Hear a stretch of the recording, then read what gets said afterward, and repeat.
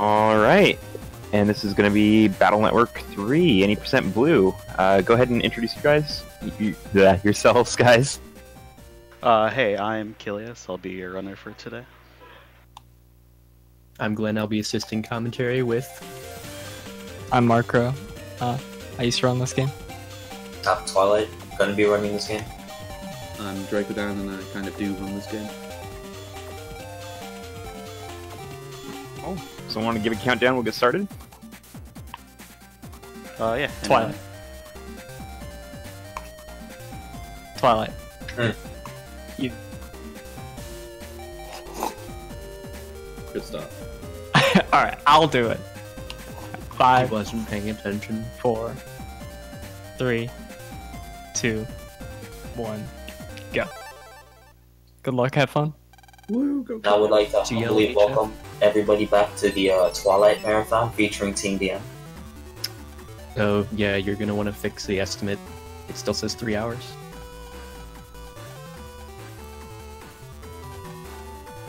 Now this is the run, it's gonna finally Bob Monty.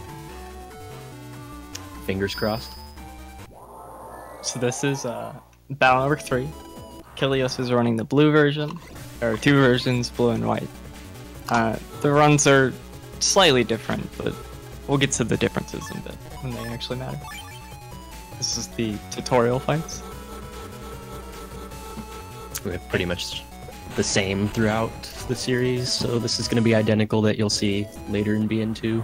Yeah, just always worth remembering on that first fight then, you've got to go down for the first hit, because that saves 1 frame on the second hit.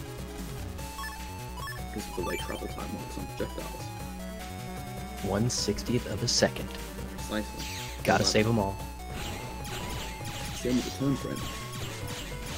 Similarly, there's 2 different ways that you can choose to take this next fight. You can either choose to get the metal down to 30 health or below, as xKilios is doing, and you can then choose the shotgun, as he just has there.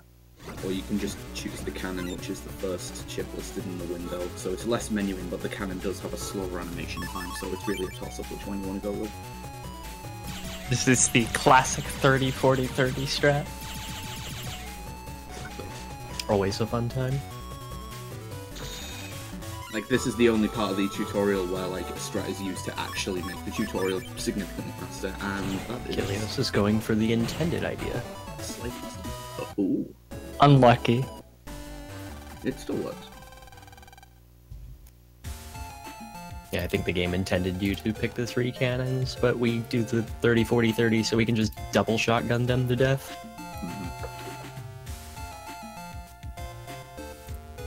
Gotta move out of the way of the OSG. Good We'll times. be seeing plenty of OSG throughout the run. You'll stand in our way many times. Gotta talk to mom, guys. Always talk to your mom after school. She cares. Exactly. So the first part of actual gameplay once we get into the net is going through the ACDC areas towards the square to trigger like the first main quest. Along the way, in the first 3 areas, there are varieties of GMDs that potentially get picked up. I see there's one in the top right corner there, so xKilios might go and get that. There is a trick with GMDs that xKilios may be using here. Yeah, he's saving before the GMD here to see the contents of the GMD before he picks it up. He got 800 zennys, which is not bad at all. If he'd gotten a sword Y, then you'd be able to soft reset the game and continue on to ACDC 2 without picking up that GMD. And then it guarantees that the first GMD that you pick up in ACDC 2 will always be at least 1,000 zenny. This is amazing RNG. Back-to-back 800s. That is, I want to see the best you can get from ACDC 1. It's the best that I've seen. You can see one of his GMDs already. Okay, so he knows where both the GMDs here are. Like, each area will only spawn up to 2 GMDs. There's also one fixed BMD here in ACDC 2, which also has, I believe, 800 zenny. Yeah. And yeah, the GMD contents are decided a little bit differently in this game. When you jack in and whenever you pick up a GMD, the next GMD contents is decided at that point. So yeah, you save to basically like keep your slot if you like the contents. Oh my baby! God, this is good. Yeah. This GMD RNG is practically illegal. So xKilios is in super good shape right now because in BN3, running from battles is decided by your base HP count. Like, each map has both a run rate and a sneak rate, so a minimum HP value that you need to be able to both run from encounters in one turn and to also be able to sneak from encounters without getting them whatsoever. In ACDC 3, that rate is 140, so he's going to try and escape from this fight, but it's going to take 2 turns to get away. But he's also about to enter the ACDC Square shop, where he'll be able to buy his second HP memory, and he is able to buy it because of that 2000 zenny drop he got into, so he'll immediately be able to run from encounters in 3, so this is a very good start. Or ideally, if you, let's say he got an encounter and he could 1-turn it, it's faster to just 1-turn the fight than trying to 2-turn run it. Exactly. Like, if you get like a bunny and a metal, then there's quite a lot of draws you can get that let you just take that fight easily. Cross your fingers for 2 cannons. Alright, so what they want us to do now is a bunch of true-false questions. So the first one is going to be true, and then the other 2 are going to be false. So we have to go throughout the area he specifies for us. In this case, it's ACDC 3 to go look for the correct answer. Mm-hmm. GMDs in this area as well, which they can have zenny. They can also have some very helpful chip drops, such as Recov 30 Star and Dash Attack Z. It's more useful to get those in white due to some of the later fights in the Scilab Gauntlet, but it really doesn't hurt to have those in blue either, since Dash Attack is a very high value damage chip at the start of the game, which penetrates multiple panels. Yeah, because your strongest chip in the start is going to be Sword and Wide Sword, which only attack panels in front of you, whereas Dash does 90 and does the entire row. Extremely helpful to have early on. Yeah, Dash does 90 damage, as Glenn just said. So, considering it's going to be a while before we get any viruses that have like 100 HP or higher, for the most part, in the start of the game, Dash Attack just kills anything that it hits immediately. Mm-hmm. So here, it's faster to backtrack to ACDC 2 to pick up the next data. But if you don't have enough zenny, runners typically jack out and pick up more GMDs on the way back.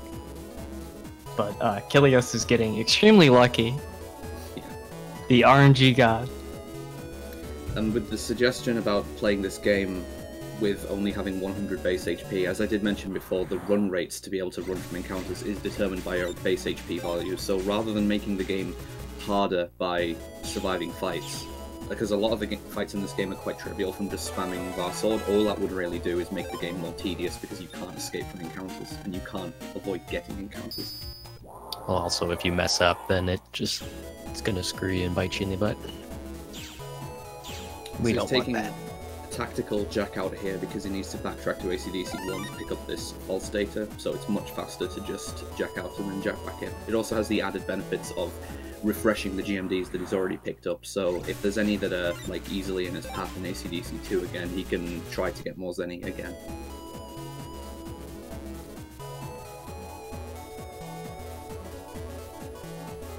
That prog is perfectly in your way to make you have to move. There's a lot of things perfectly in your way. That OSG right after the tutorial is one of them. He's like 2 pixels in your way. That longsword E is one of the required chips to continue the main story at one point. Yeah, like we always talk about this game having story chips in terms of Windstar, Iceball, and Yo-Yo, but it's very easy to forget that Longsword E technically is a story advancement chip. We just tend to overlook it because it's always in that BMD, so it's never hard to get it. Also, it's a pretty good chip. It's not bad, yeah. But then if you put it in the hole, you just have to take it out again for the story. Longsword is basically a poor man's dash attack.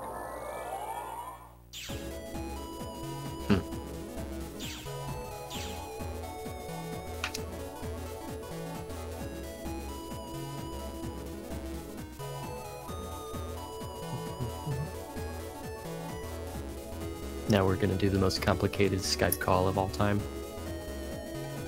Talk to friends.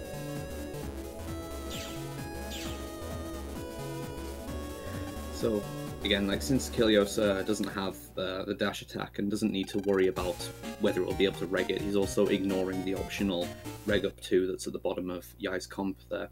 Like, dash attack requires 11 memory to reg, and you start with I believe, 5 megabytes of memory, so you need to make up 6 megabytes by the time you reach the 4. Scilab gauntlets. You start with 4. Oh, so you need to get 7 megabytes of memory. Yeah. Yep. Which you would get Yai's homepage. There's a comp in Scilab with 2. 1 in the Flashman comp, and then where's the other one? I don't off the top of my head. You can trade it Scilab with is 1. Yeah. Or the Recov 30, right? If you pick it up. Yeah. So if you get that one, then it avoids you needing to get 2 other reg ups, potentially. Which is why Recov 30 is a handy drop to get in ACDC 3, but it's not required. And it's why I thought it was kind of interesting that he opted to ignore the extra GMD in 3 when he was doing it. Yeah, we'll see if he gets this one. Yeah. No, he's just immediately jacking up. Doesn't want to waste any time, just going as fast as possible. It only takes a short detour to get the copy damage star. Copy damage itself is quite a useful chip since it duplicates any damage on the marked enemy, but also it's in the asterisk code, which goes with any other chip that you try to draw, and basically filling up your folder with asterisk chips really helps the fluidity of the game. Mm-hmm. The only drawback for it in this game is it doesn't last as long as it does in, say, BN5, where it feels like you have an eternity to do damage. Of course, the objective of a speedrun being you're going as fast as possible, it still, if you're playing quickly, lasts long enough to do its purpose. It can pretty much be negligible.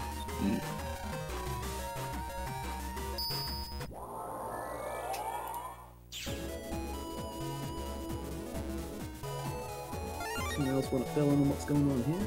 Well, he just got one of, I like to call our best friend in the speedrun the rock cube, because if you combine it with an air shot and shoot it with the air shot, it'll go across the stage and deal 200 damage.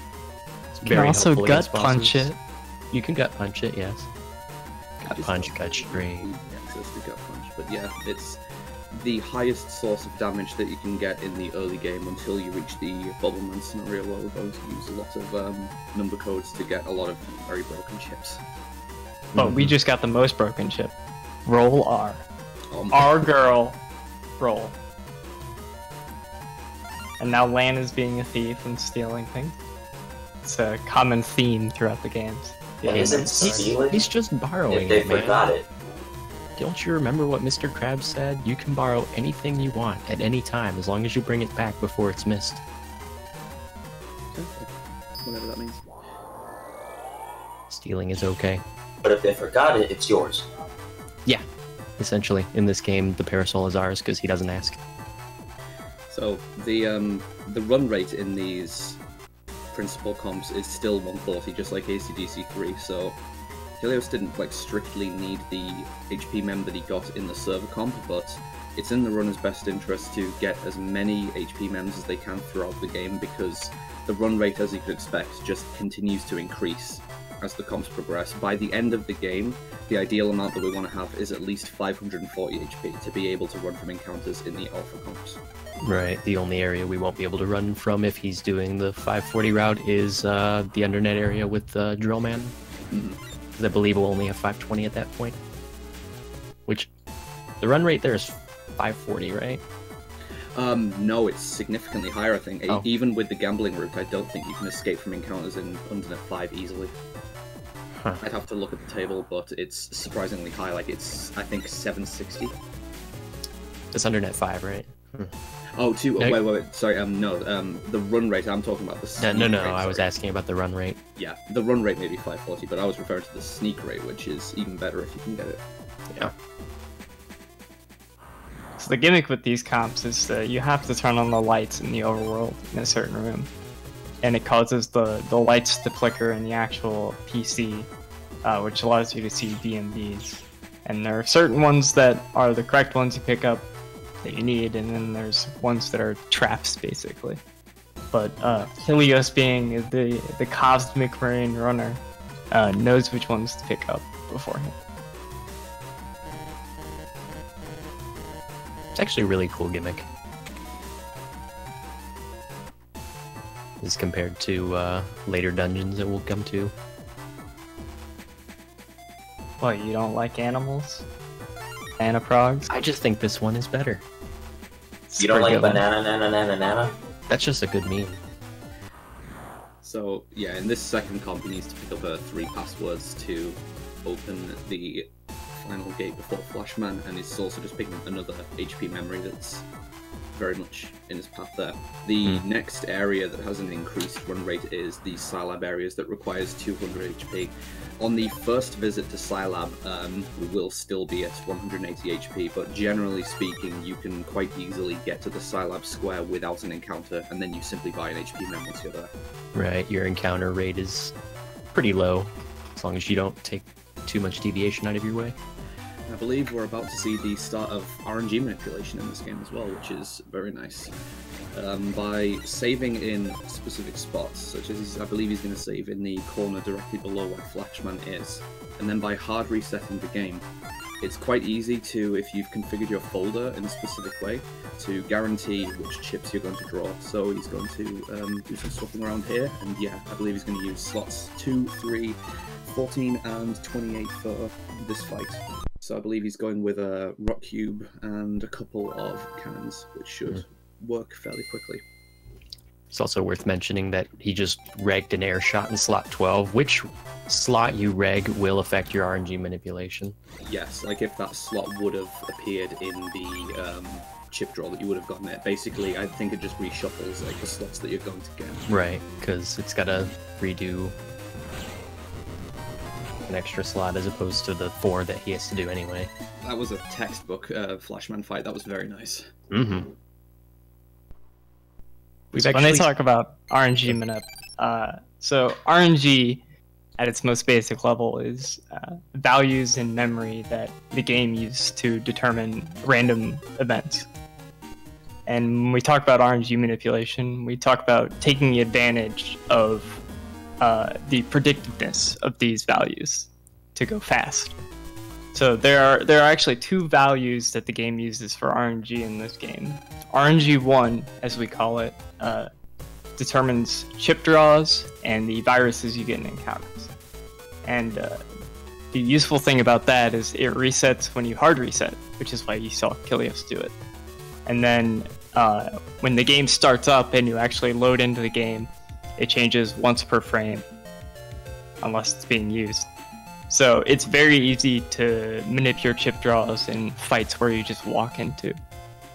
And then the other RNG value, RNG2, determines like basically everything else. Your style, chip drops, like when you get encounters, boss AI, virus AI, all that good stuff. It's slightly harder to manipulate, but it also resets on soft reset, which is, you know, A, B, start, select. Wow, xKilios. That was actually really good guts, man. It's faster to lose. The main problem with manipulating that second RNG is that if you're going to use manipulations that involve that, you do need audio cues for when to hit continue on the title screen, because the RNG is already progressing by that point. Whereas the first RNG, it only starts progressing once you've hit continue and once you're actually back in the game. And then by that point, since movement speed and movement directions in Battle Network are entirely fixed, and you can buffer through cutscenes just by holding the start button, it's very easy to get the same result every time. Yeah, the first element is seeded when you press new game. Yeah, exactly. So, if xKilios wanted to manipulate the style, then he would need to hard reset the emulator, and then he'd need to find an audio cue for when to actually start a new game. You'll have to soft reset. Yeah, but it's a lot easier to consistently manage. Yo, my boy gut punched me. Let's go. Interesting chip, yeah. It's kind of used as like a sword substitute. And it has its own code, I believe, as well. An infinite range breaking sword. Yeah, Yeah, it's you pretty can good. You can Hadouken with it. It's pretty good. So we only have 180 HP, and the run rate in Scilab is 200. So hopefully xKilios doesn't get an encounter before he goes to the square. When he actually gets to the square, you can just buy an You have to be HP pretty memory. unlucky. Yeah, that was good. Good. You have to be pretty unlucky to get an encounter before that point, as long as you're moving quickly. This is a nice instance to show of where there are significant shot differences between the games as well. Like, there already was one in AC/DC 2 and the Square, but It's very notable in the Scilab shop that in blue you aren't able to buy extra rock cubes, which it's very convenient to be able to do that in white. You can ideally get more rock cubes from the GMDs in Scilab too. They can also drop panel grab asterisks, which are also very useful, but it's by no means guaranteed. And being able to just immediately have 4 rock cubes after first visiting the square is very useful in white. So yeah, when you see xKilios edit his folder like that, he is stacking it so that he draws the chips he wants in the next fight. And by talking to the Gauntlet Navy once before actually doing the fights, it gets rid of a lot of the text boxes. And the Gauntlet fights where you actually have to talk to someone are a bit harder to manipulate, because you actually need windows as opposed to bosses that you just walk into. So sometimes he'll get different chip draws depending on how fast he goes through text.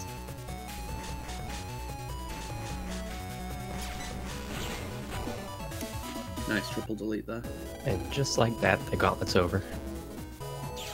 And those are the first fights that are different in white.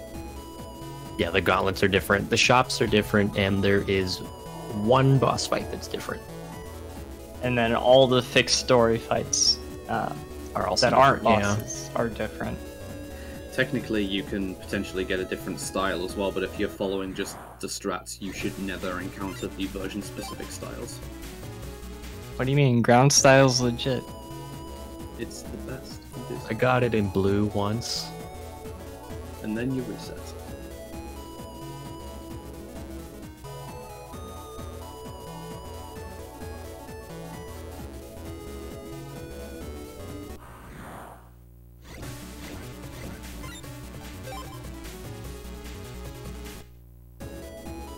So yeah, we can see here that since xKilios has 200 HP, he is able to escape from the encounters. And when you consider how much running around there is in Scilab, how big these areas are, it's quite an inconvenience if you're not able to escape here. But this is MANIP, there's no such thing as an inconvenience. Exactly. Some of these fights are also showing just how good attack plus 10 is as an early game reg chip to be able to use. Yeah, most of these 6 fights in blue early on have a bunch of viruses spread out that have low amounts of HP. So drawing spreader and having attack plus 10 will clear most of these fights like that. Ratties are evil. Yeah, that fight can go pretty bad, pretty fast. Oh yeah. Not too bad as long as you can control it, but just as soon as you lose control, then it just gets increasingly difficult to control it, especially because they become faster once they get below 50% HP. It's all fun and games until you anger a ratty.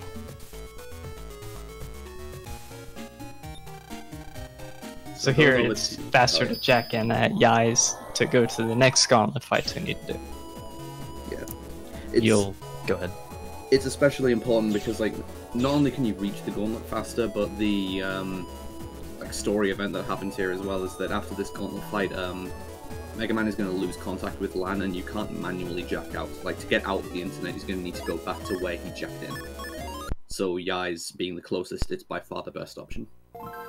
And you're going to notice that we use Yai's a lot throughout the run because it is close to ACDC too, which we're going to go to a couple of times, and then she eventually is going to have a shortcut to Scilab, which is really close to a metro, which is going to be helpful on its own. So Yai's is going to be our ideal jack-in point for a lot of stuff.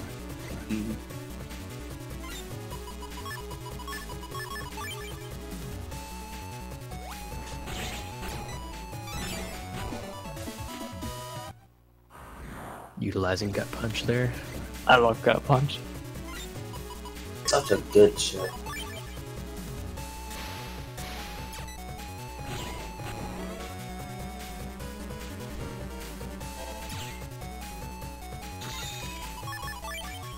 Oh, nice placement. Very convenient. Like we said earlier, manipulating the virus movement is hard, so he got really lucky there with the spiky coming right in front of him. Yeah, the RNG2, which determines the AI, does change in battle, unlike RNG1. So it behaves a lot like BN1's RNG from Dallas's run, if you watched earlier.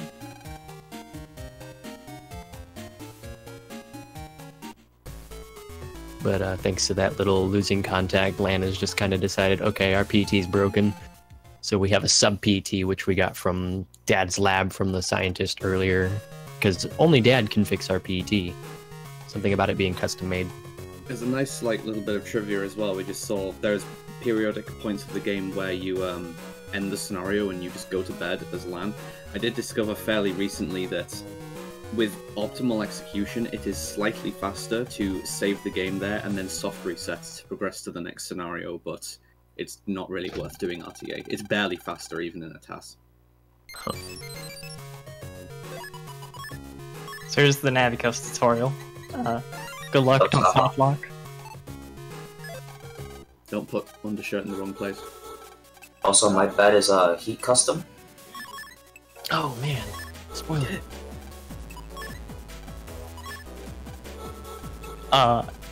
xKilios is aiming for custom style. The way you do fights determines what style you get. The element is random. Yeah.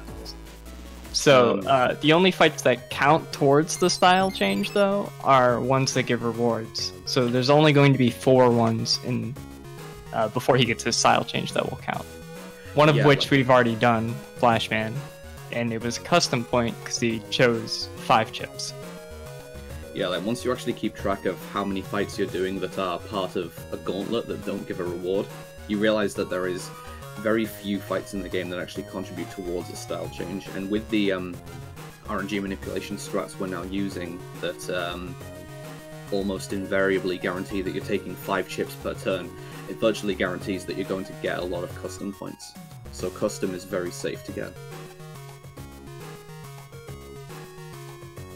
And custom style allows you to draw 1 more chip, which ends up being very useful. Yeah. Turns out drawing more things is kind of broken. It also helps mitigate the forced, well not forced, but you use fast gauge if you want to go quickly in the game, and using fast gauge does reduce your chip draw, so it helps to mitigate the damage caused by that. Who picks up mod tools? Let's be real. Exactly. So yeah, the actual styles aren't random. The element itself is, though.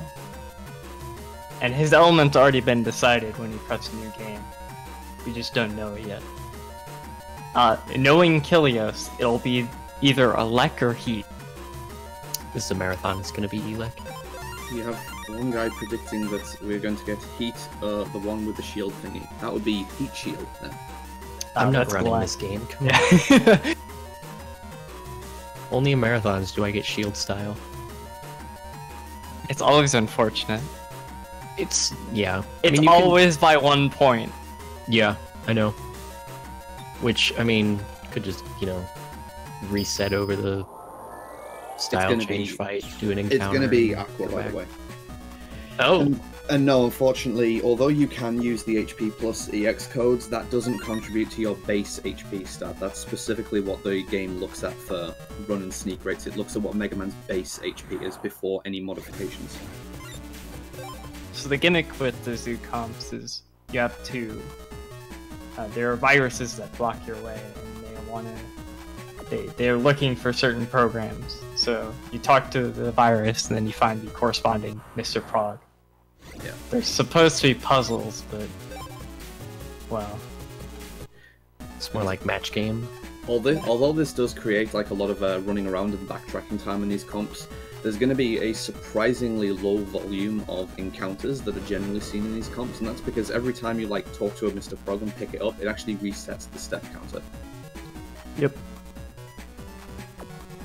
And So there's isn't a it little bit of optimization you do here with when you pick up the progs and when you pick up certain BMDs.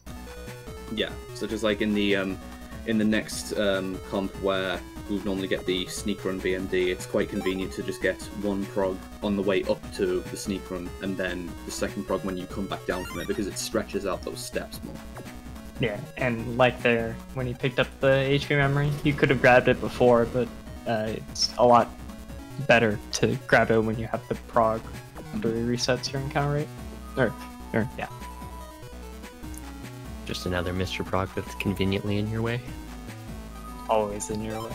It's like, I could be wrong, I think to this point in these comps he's had one encounter so far, so it does show just how much this system helps you avoid encounters. He pretty much is going to be forced to get a second encounter here at the next set of viruses and progs, though I've never gotten through this section without an encounter. Well, spaces between the puzzles is so long in this area. There it is. Yeah, you always get the second encounter around here, I find. So this is the best Yeah, give or part. take.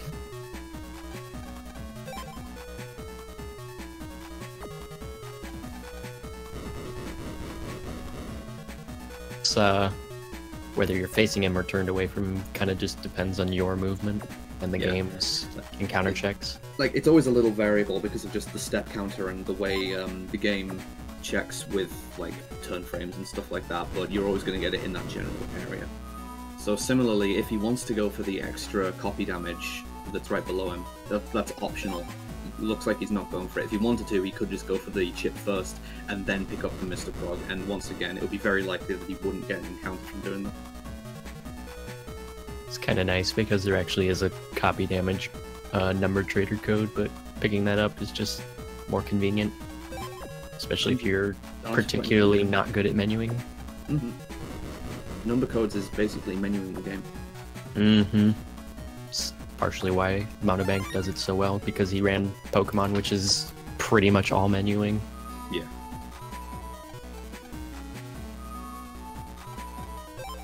Note to So, self, yeah, like I improve said- BN3 PB by running Pokemon. So get one of those Mr. Progs, get this sneak run BMD, and then just get the second one on the way down.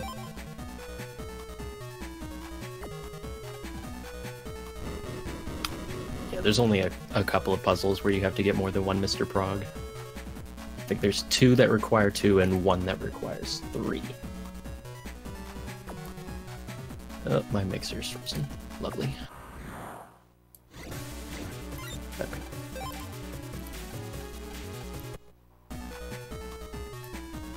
When you're ruining the immersion, don't talk about tech issues. Yeah.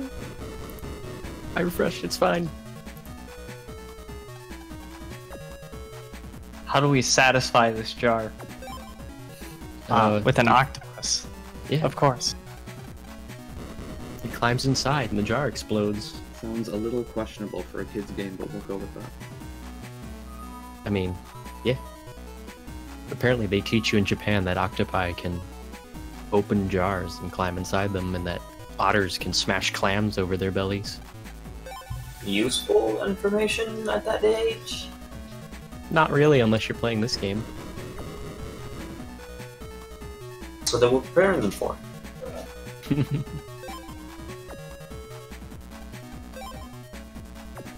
yeah, just want the 2 programs that you just picked up, and there's just one more of these virus puzzles coming up, and then it's going to be Beastman. Assuming that he uses the same manip spot that I use, and I don't know why the manip spot would be any different, so I'm going to assume we're going to see it. The folder slots drawn for Beastman are actually identical to the ones drawn for Flashman. It's extremely convenient.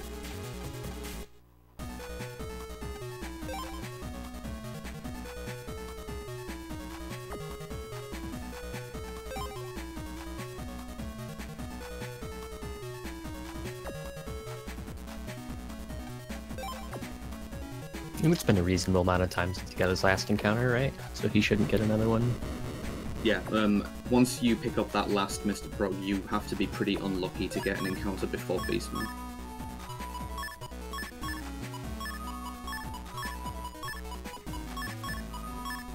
Yeah, you don't have that problem with Flash, or you do have that problem with Flashman because there's nothing there to reset your counter or your step counter other than an encounter. Yeah, like if I'm approaching the manip spot there and I haven't had an encounter for ages, I will actually just run around until I get one, just to make sure I don't get one between there and Flashman. That's slower. Not if you get an encounter and need to reset it up. So here we go. There it is. 2 more cubes. And also a nice start. Yeah. And since... Oh, he's taking the airship first. We were on white. That's why there's only 1 rock cube. Oh yeah, of course. I forgot. Still, It's not as ideal as we'd like it, but it's there. There she is. There's the roll. Just finish off. She gonna do some cute things. Team The legend style herself. wins the whole Dan's game. It's only 1. It's fine. That's still a custom point. It's because of the number of chips he took, isn't it? Mm. And the fact that they were +10s. The +10s don't matter, but he chose 5 chips on the first turn, which... Oh.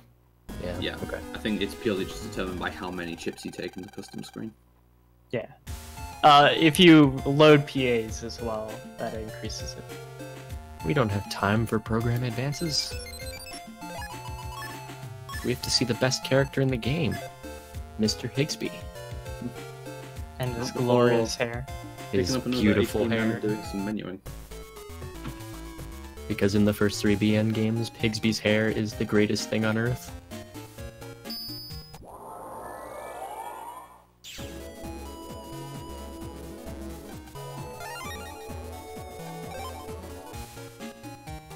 Alright, so number codes. This is serious time.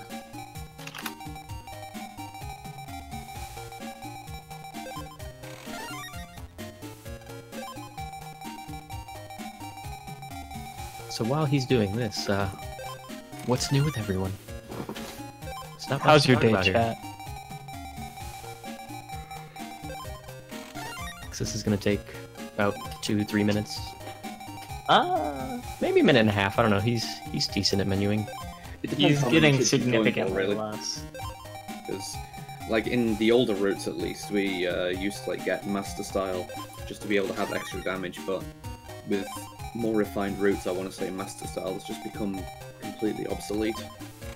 Aside from the 2 chips, Salamander and Fountain, because you're gonna need them to burn. Well, Well, Gaia Blade is useful if you get wood. those also aren't really strictly necessary if you're using Gambling Winner, because Higsby does sell the previous ones for quite a Oh, lot that's of right, money. he does have those. I have yet to actually look into learning Gamble Manip yet. Yeah, so I don't have time. rather than menu for Salamander and Fountain, you can just buy Standout and Waterline.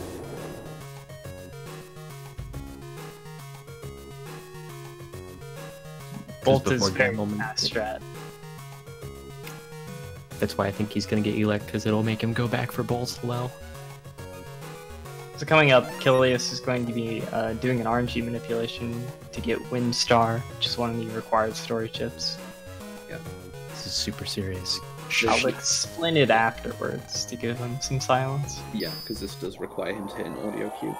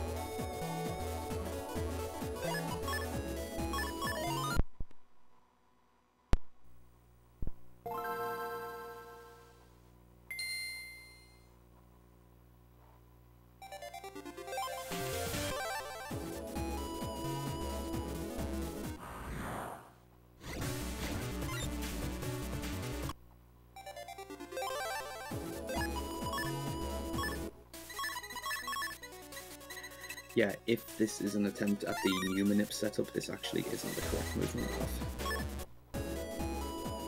What's the From jacking into the comp, it's left, down, left, down. Yeah, you want to go left into that little corner. Yeah. Just until you hit walls, it's left, down, and yeah. The as alluded to in the chat as well, the newer manip setup is considerably easier to hit the audio cue on continue as well, because you have more than twice as many frames to hit the manipulation. And since that old manip setup involved getting the BMD, you can't use that again after jacking off the comp, whereas since this one is pure movement, you can use it as many times as you want.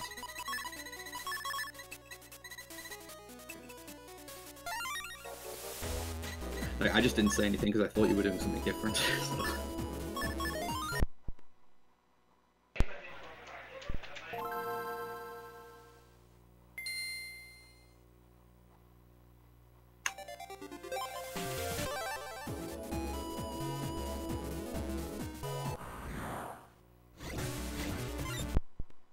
I'll remember to There's 3 different encounters you can get here. was that the setup for it on that? Yeah, you've got the setup right. I'm trying to listen Yes. for your audio cue. Yeah, he's got it. He's just getting really unlucky. This is the late encounter. So this one is... Oh, folder, edit. You need Hero Sword and Var Sword in the right slots. Hero Sword in slot 3 and Var Sword in slot 29.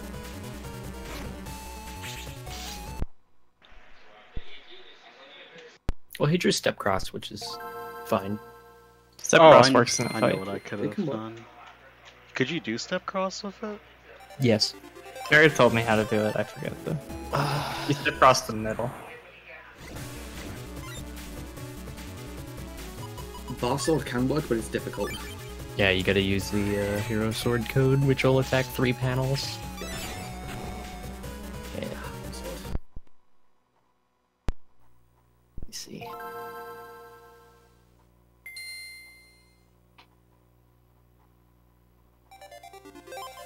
Oh, I didn't write it down. Darn. Okay, late encounter again, so he's gonna get step cross again. So according to Terra, this works, so I can Better. confirm it does work. better have.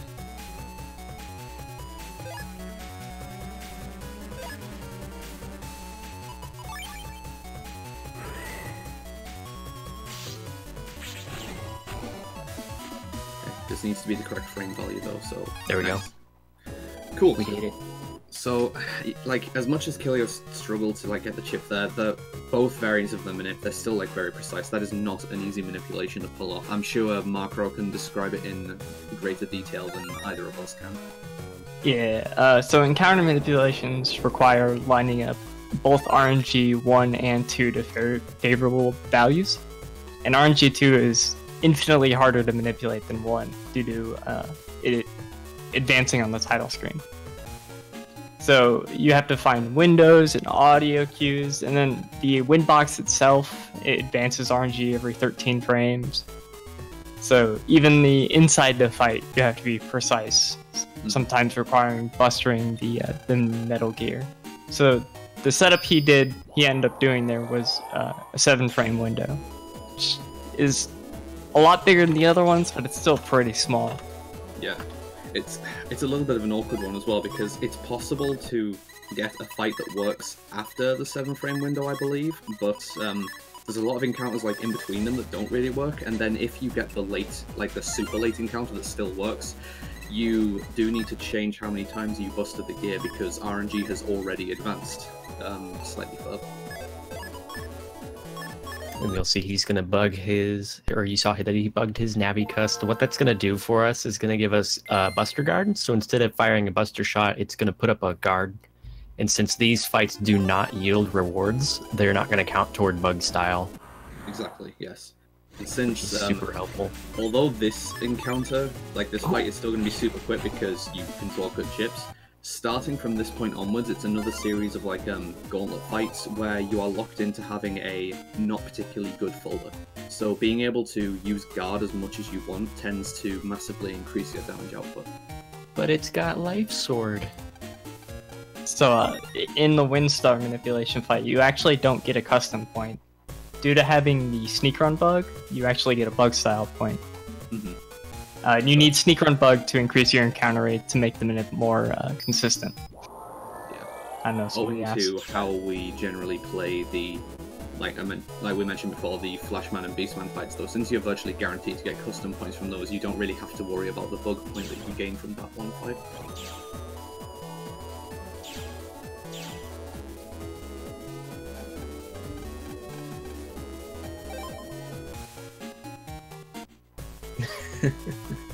This Navi got ripped off. I mean, yeah, could have just bought a bar sword, but no. I mean, they seem to be happy with the purchase. That's, as long as the customer's happy, that's the important thing. Is she one of Yai's competitors? Because she seems to be as equally rich. Maybe. I mean, do you see how fast those readies go? I would pay $1 million for that. It's 100,000.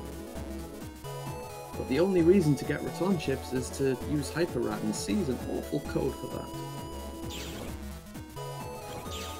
He's not wrong. So here's where you trade your longsword to get. She ruins such nice chips. And then Abby's really mean.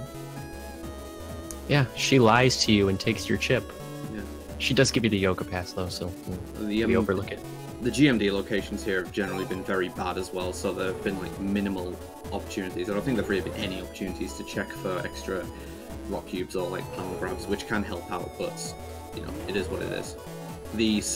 When the game started, the RNG was like phenomenally good, and since then it seems to have dropped off a bit. We'll still have some opportunity for GMD RNG in the Yoka areas, like once we get into Yoka 1. Since we're going to untrap the GMDs in there and hope for Zenny, but the bulk of the Zenny for the run is going to come later on after the Desert Man scenario, so we'll hopefully get to see that. And this is actually a very nice. You're locked in that folder. Yeah, you cannot get rid of that. Not edit it. You can't. Yeah, it's hard to folder stack a folder you can't edit.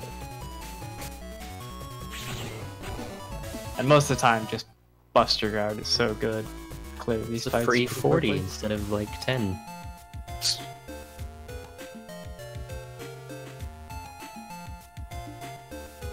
Yeah, and like I said, this doesn't contribute to your style points in any way because there's no reward screen, which is where the I'm at a loss for words. The game can do that to you. Yep. Good game.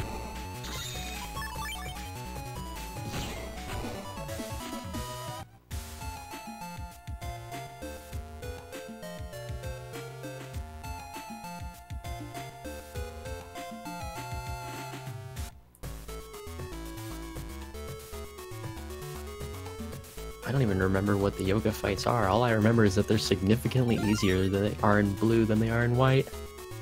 Yeah, there's no spiky 3, just randomly shows up at this point in the game. Yeah, I don't want to talk about the spiky 3. pretty legitimately dangerous, that fight. Especially since if you're trying to still exploit Buster Guard, you want to stand directly in his line of fire so that he can attack you. So if you miss that, then you're taking heavy damage. Right, because at that fight there's 2 rocks, so you have to stand in the middle. Nah, the best Buster is the Rock Cube Buster. Oh yeah. His is the rock that will pierce the heavens. Oh, these strats are too good. Good fights. Yeah, you don't need to charge up for the guard because it doesn't replace the charge shot, it replaces the actual Buster shot. Like, if you charge up a charge shot, I believe you can still fire those, but this just replaces when you try to just fire the Mega Buster. Yep. But Yeah, your charge shot doesn't change. the charge shot at this point in the game is not very good.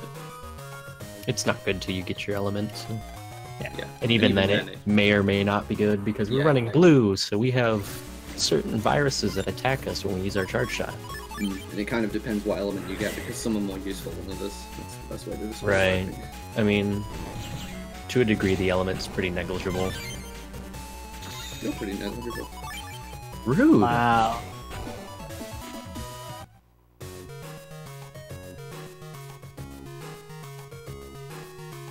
Although heat's nice for Iceball M because you can just stand on the lava panel.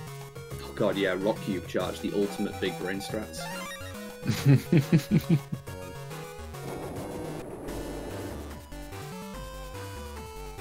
Alright, and then there's one more, and then we have to go back to Yoka for a gauntlet with the same folder.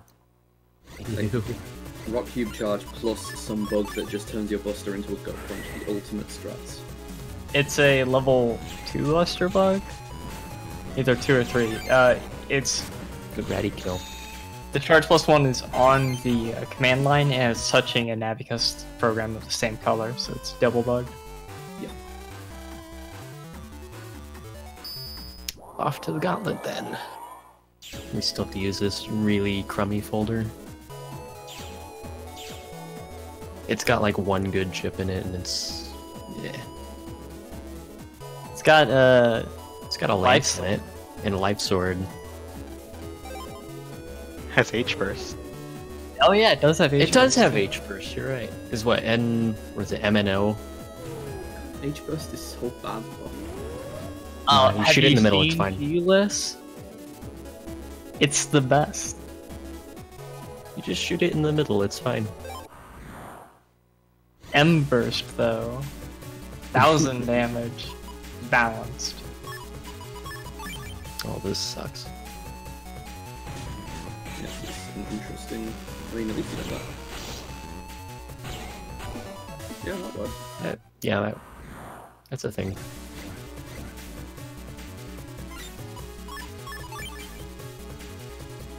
This is the kind of parts in the game that kind of make you think on how and when you should do certain strats to beat your fight. Mm-hmm. Yeah, these fights, from what I'm seeing, these fights are considerably easier than the ones you have to deal with in White, so... Easily. Yeah, there's no boomer that kills you every time. Boomer isn't that bad.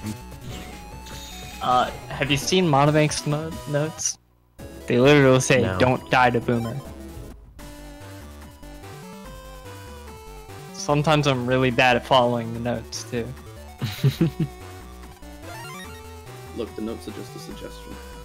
Most of the time. But the good thing about the gauntlet fights like that, if you fail them, you don't game over. So you just have to retry them at the beginning. Yeah, there's a few fights that you can't game over to even if you die. You just have to retry them with a burning sense of shame. Yep. Yes.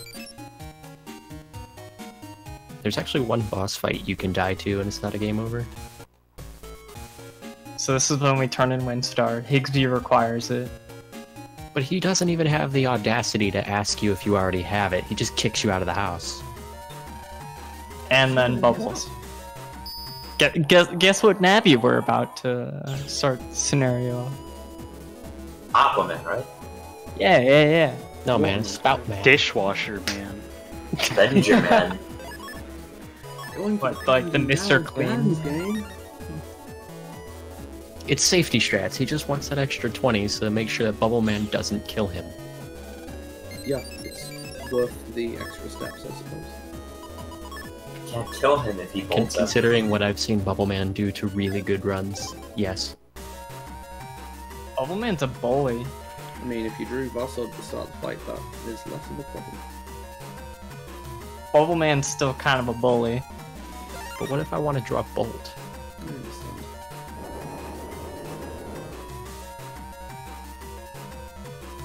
So yeah, please leave your guesses for the style in the comments below. Okay, we've got one for each element. Definitely, Nice. definitely Aqua Coast. Definitely. And bop that like and follow button for more exciting gameplay. Please consider subscribing to support the TeamBN stream. Tara's wrong, it won't be wood. This is a marathon, it's never wood. Just giving everyone a heads up, I've only gotten heat ever since I started rerunning this game, so Yeah. probably gonna get heat again. Looks like I'm winning. Either heat or lack. There's no other option. Wood is like 2013 strats. We don't do that anymore. Speak for yourself. Each element has a different buster, and they all have their upsides and downsides, with the Lek being quite possibly the worst buster, but with the best chip, so kind of works out. But Well, Elec in blue isn't totally bad because you can force the moles to attack. At the same time, like the Elect Charge Buster though, it's really only worth investing in if you've got a lot of Charge Plus, because without that, the charge time for it is really long. It and Heat have the longest charge shot times. yeah, Aqua has one of the better busters, and Wood buster's really good on Alpha.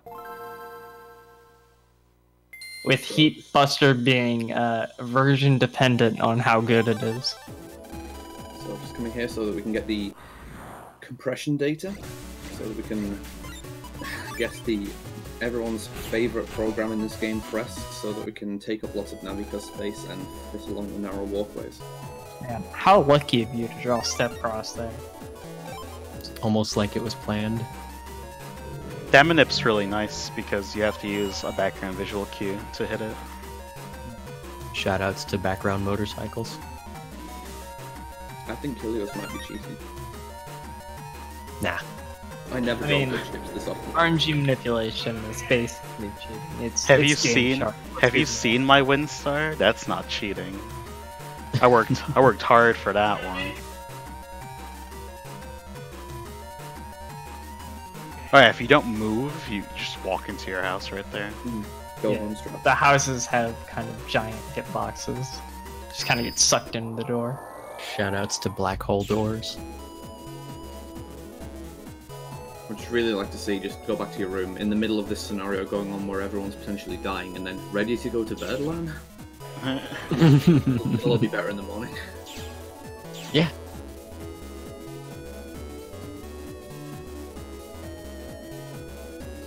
Oh no, the prog! Yeah, there you go. Yeah, it was... He's my least favorite Mr. Prog, because he's there for such a long time. I think after this scenario he disappears though, so it's fine.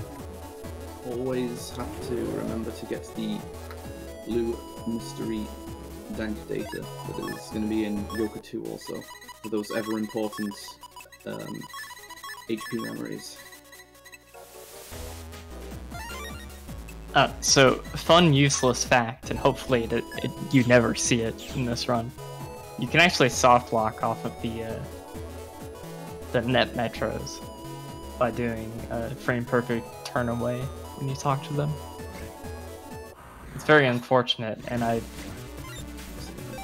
you'll never see it in a run unless you accidentally talk to him and turn away at the same time.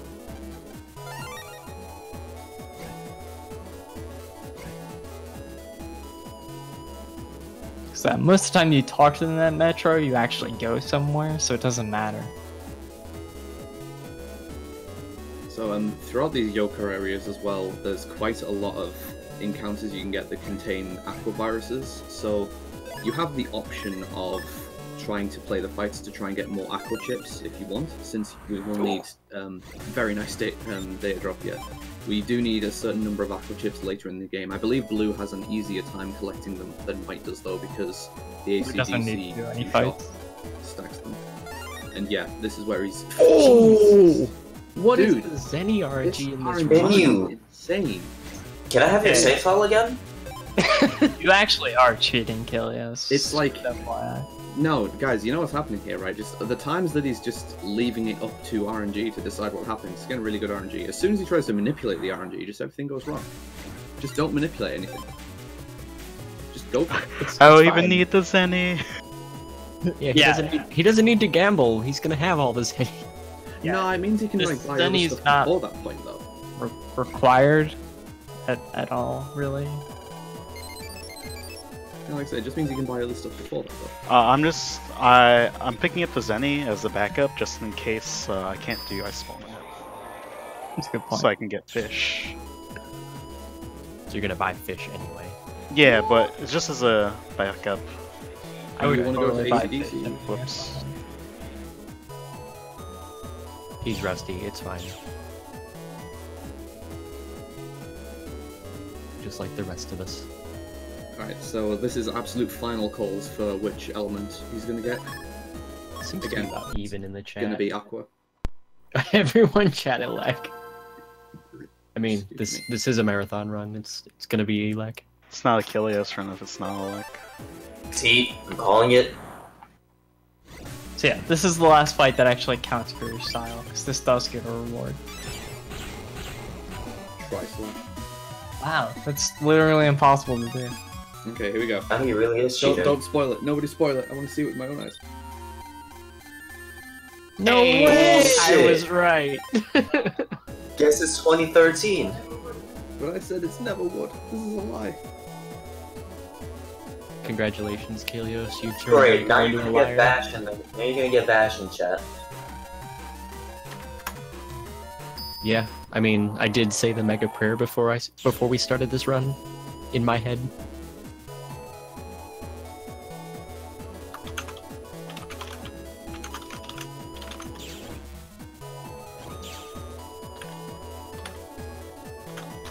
Yeah, the benefits of Wood style is your Buster hits multiple times, but the drawback is it has a limited range. It can't hit things in the back row without using panel grab or area grab. Yeah. And of course, fire hits you twice as hard, which isn't fun. Just don't get hit. Easy. And if you're standing on a grass panel and fire hits you twice as hard, or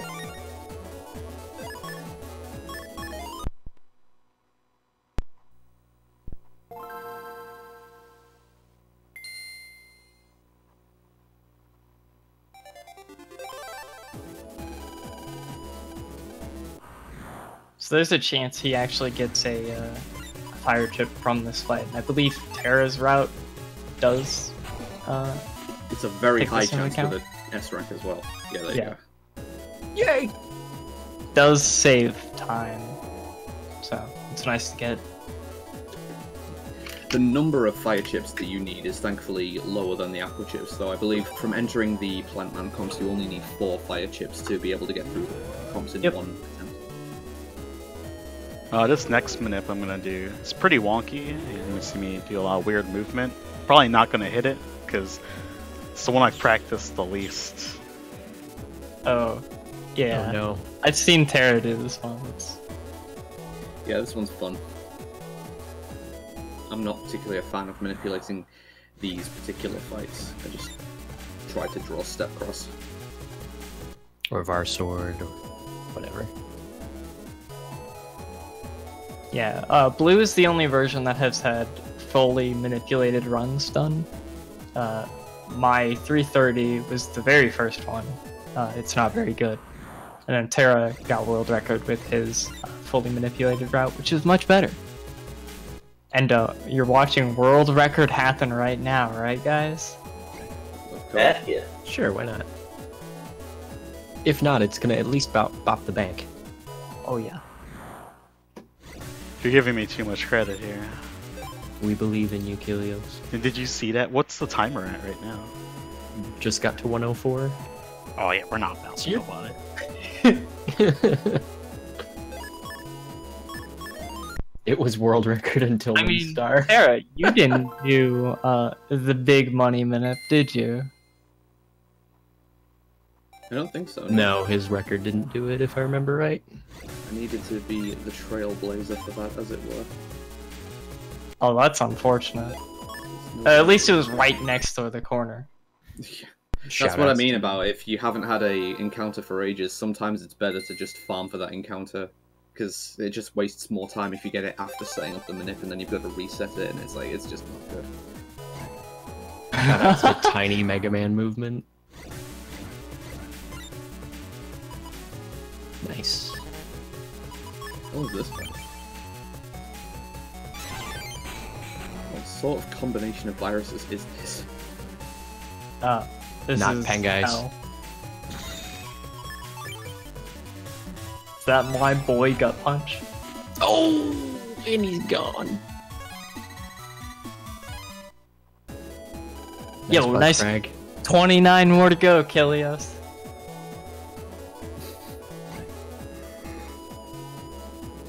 So I'm expecting to see the only correct manipulation here for Bobbleman, but just this. you just hit him in the face right as the fight starts. It's easy. Especially with attack plus 10 right. Yeah, we're gonna do that one. Yeah. Good insurance. Attack Yeah. plus 10 is Yeah. very handy to take with the Varsov here, because like Bobbleman's movement at the start of the fight is random. You can choose to go up or down. But assuming you get off a quick elemental slash, as long as the Varsov comes with an attack plus 10, it doesn't matter if he goes up or down, you will kill him either way. As long as you input it fast enough for the fourth Varsov slash to pass by the bubble. If that's indeed what's going to happen here. I hope so, otherwise I'm leaving.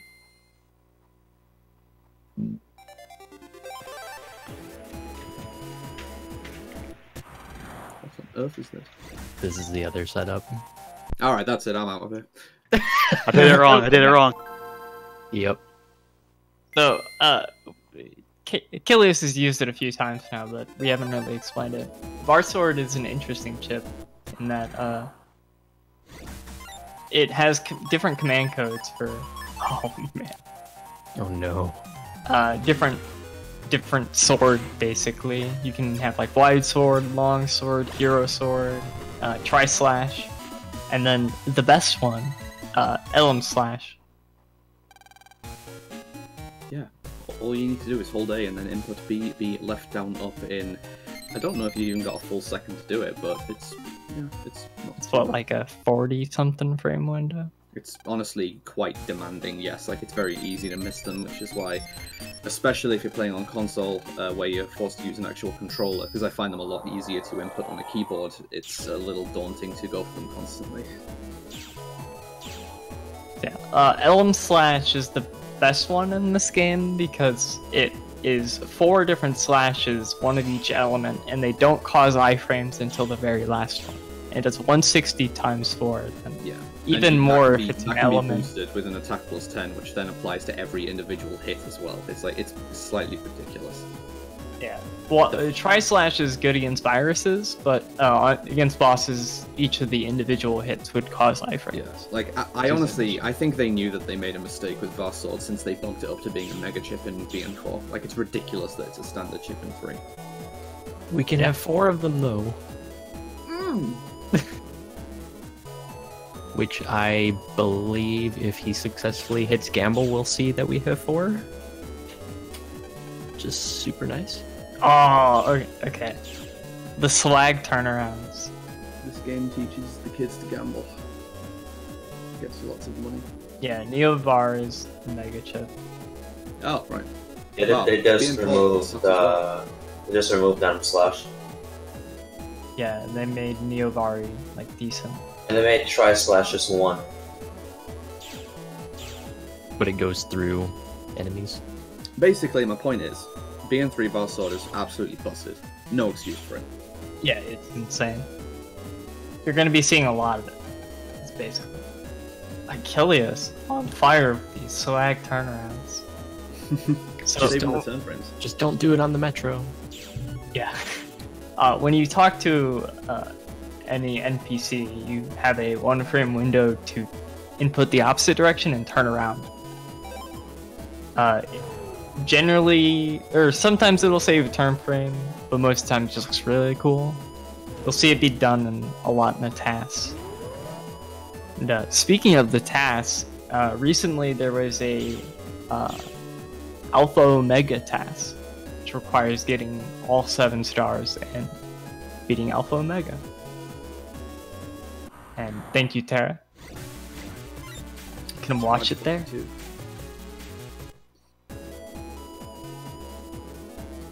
It's actually an amazing task. It's really good. I recommend watching it after the marathon. It's a very highly recommended watch. Oh, is it 3 or 4 frames, Rothor?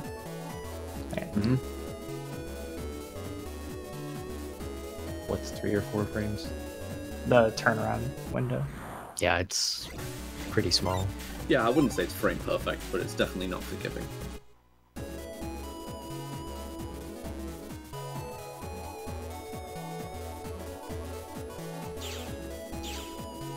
It's more fun in BN1 where the NPCs will turn in the opposite direction sometimes.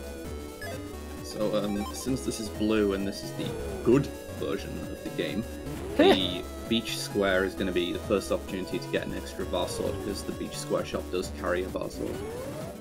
We also have to do a...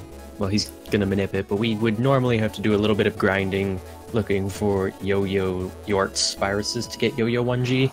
Another Yeah, story-demanded chip. Turns But out in blue white, you isn't can the just bad buy it. version of the game. I mean, White has to do a ton of extra fights to get water chips, so it ends up not being a time save at all. Gamble. You should buy everything. You're getting those meta strats, dude. Well, if you're maniping, then Yo-Yo1 G isn't an issue either. It used to be. It takes so much time. It's an extra fight.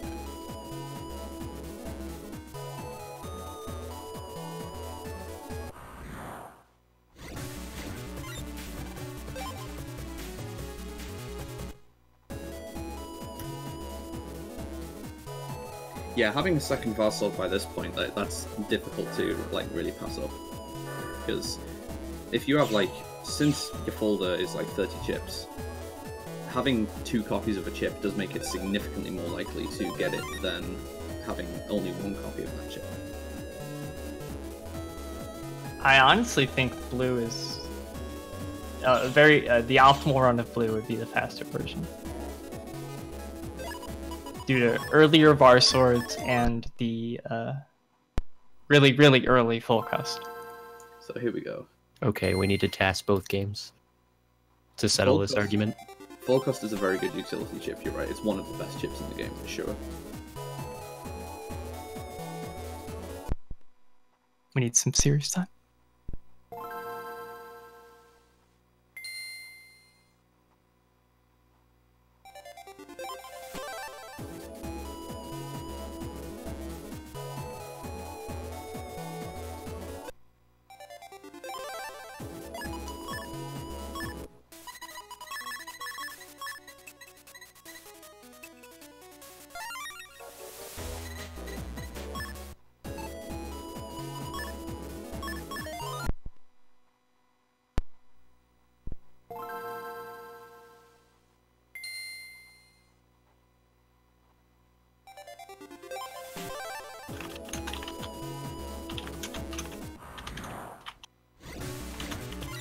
That looks like an encounter to me.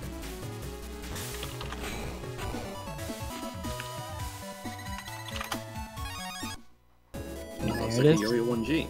It's like getting that particular chip. It just it can suck without. If you didn't have a manipulation method, that can really suck getting that chip, because not only do you need to get the chip, you also do need to get the correct code, which requires you to get a specific range of busting ranks. I think ideally what we used to do was get 9 and double delete. Mm-hmm. Yep. And then you just kind of most likely get Yo-Yo G. I mean, even then it wasn't guaranteed, though. That would be manipulations and throw that stuff out the window.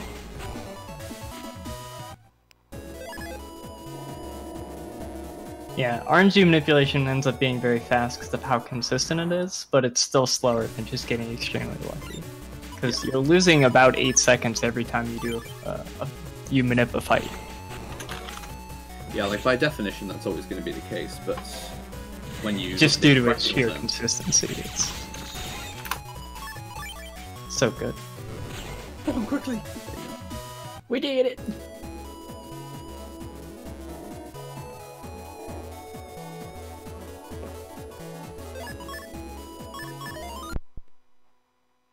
I got trigger happy and forgot to save before that one, so I just did it. Yeah, I was like, oh no. full manip now. Terra's route.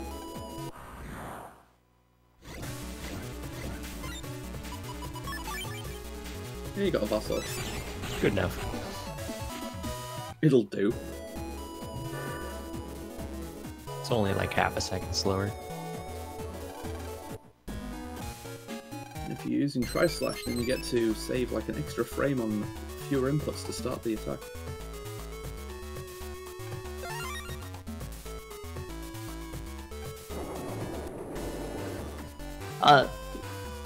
The older, or well, most of the current speedruns still use the Fish Nabicus program to get Iceball M. Yeah, But- it's really just inconvenient, generally speaking, to need the extra 8,000 zenny for Fish. I mean, he's picking up a job here, he's picking up rare chips for cheap, so in this regard, Fish does pay for itself, because by doing this job, he's going to be able to just go to Yai's job, go to Yai's house, and do a single fight, and he'll get 10,000 zenny. So he is getting a bit of a return on it. Because ideally, once you start like this scenario, I don't like actually know if this is still part of the full blue manip route, but you can buy mod tools in Beach for 5,600 zenny, and there are a lot of things that that allows you to do. Is this part of Terra's route? Yeah. Terra, we need to have a talk. Why are you doing rare chips for chumps? For what it's worth, I don't do this job in my route either. I think I know the answer, but... I mean, like I say, since he actually did buy Fish, since he's down 8,000 zenny, it makes sense to do it right now if you've spent that 8,000. Oh yeah, this'll work. That works just, yeah. Oh, brutal. So the Twinner viruses require you to double delete, basically. Or else they just full heal. It's... Yeah. It's kind of unfair. Varsword has like multiple ways that you can kill them though. You can use like Hero Sword when they're horizontal like that, or if they're vertical then like any variation of a wide sword slash or the life sword combo will kill them as well. I always forget there's a life sword combo. Yeah. Down and around. In some instances the life sword combo would probably be more useful if it actually did full life sword damage. Well, yeah. No, Mortal's Dan's game. The map.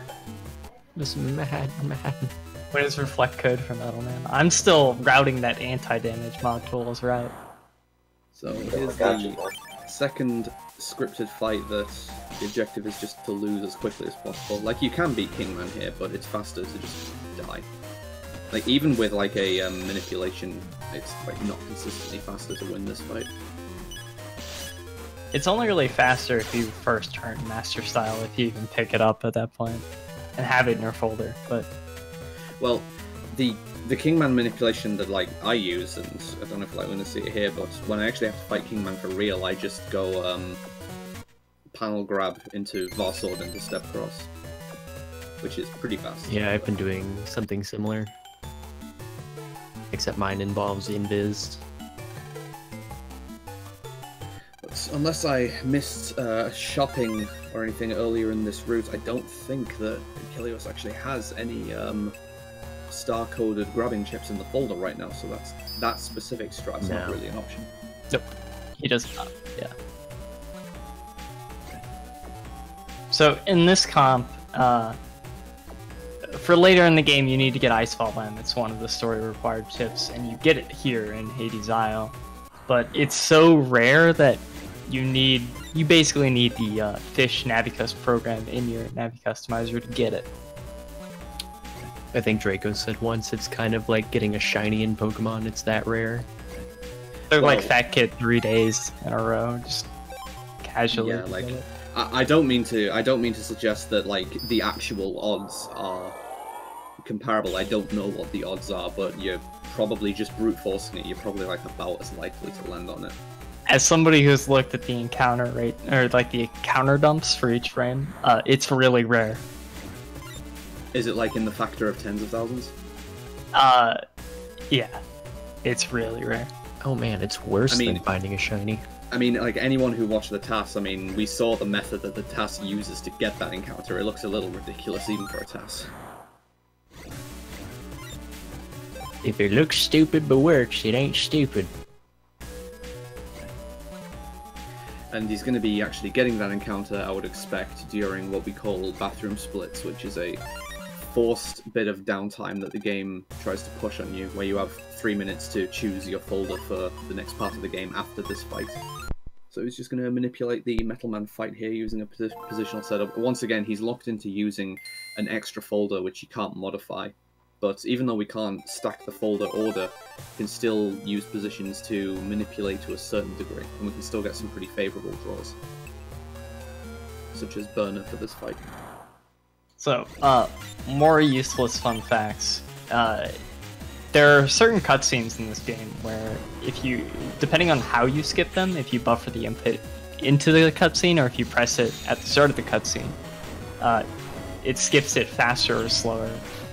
It only does it to certain cutscenes, and that's one of them. Yeah. And Metal Man really sucks, because he's not cooperating very well here. Yeah, Burner is an insanely high damage value on grass panels, but it does require Metal Man to come to the front, and he is doing everything. Or just your side. Like, there's two separate like types of manip you can go for here, and I tend to prefer the other one, which uses fewer burners and more projectile attacks, simply because Metal Man is going to be more consistently in damage range with the second one. Ooh. Yeah, this is like... This is very unfavorable in every way possible. It is worth remembering, of course, that throughout this entire fight you do still have the option to just charge the Buster and use that, especially the Wood Buster, since it doesn't cause flinch. He doesn't have weapon level +1 or any charge. It's still 80 damage. Better than nothing. Still not bad. Oh, good job here. Oh, Metal Man. Oh yeah, now he goes for the remaining grass panels. Of course he does. So yeah, this is it's a forced 3-minute wait. You're supposed to grab a folder, and we're gonna grab an important chip. And a folder. Right back. This is bathroom splits. So chat, I'm gonna need your help with this quiz. Oh god, yeah, this is pretty difficult. Alright, make sure you read very fast, chat. 3, 2, 1, 3, 1. I got it! I'm a genius! Man, I messed up at electro cuts. So only... Once he gets into the comp, like only about 2 minutes and 10 seconds are going to remain. That's not much time to do a manip. It's a lot of time, actually. It's a lot of time. So much for chat does a quiz. What the heck, Kilios? Yeah, you could have slowed down. You've got all this time. Oh god.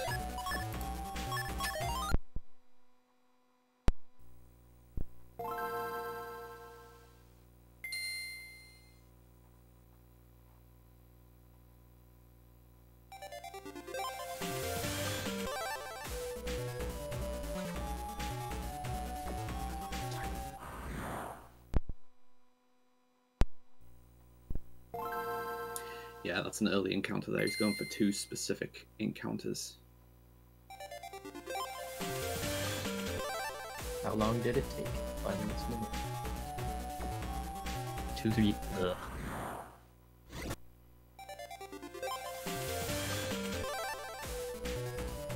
This manip is only cool when it works. He's got it though, nice. So once he got the first encounter there and soft reset, that's like he's not resetting because he made a mistake. That's still part of the manipulation. Like, you'll notice that he gets in position to start the manip and then he does a hard reset. So then once he then progresses to where you get the encounter and he triggers it, he then does a soft reset because the RNG index is still there and you need to chain a second encounter to it. So that is part of the manip. Yeah, the very first Iceball encounter you can get is still like, what, 8 or 9 seconds of movement? And there's not anywhere in Hades Isle they can easily get to, at least a corner setup that allows you to walk in a straight line for that long. Mm-hmm. So by using soft resets, you preserve your RNG1 value and still reset your RNG2 value.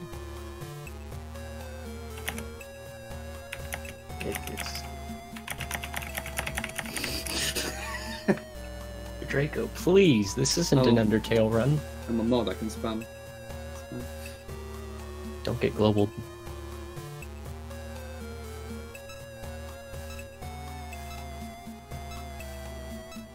That feel when my phone just now went off for a tweet that I got mentioned in 20 minutes ago.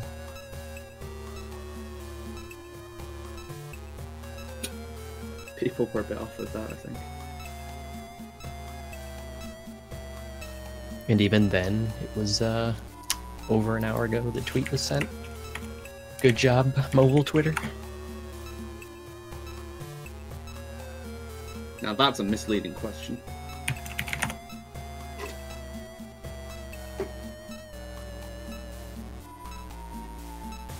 It's Mr. Oh my god, I said doll and then it's teddy bear actually. Go away. That was my first answer that I gave. Okay, bye. Are you saying Mr. Match is not a teddy bear? Mm-hmm. He's a little too hot. Ah, good point. So, we're going to use against Gutsman. What else? Varsword. Variable sword. Actually, I'm kind of curious now to which... If you did this exact same manip, which chips would you draw on the snake folder? The snake folder uses a different corner. And I think you have to add for the snake folder corner. Oh, that's not the... Oh yeah, you don't have mod tools, so of course you don't have fast gauging. I'm a silly Billy.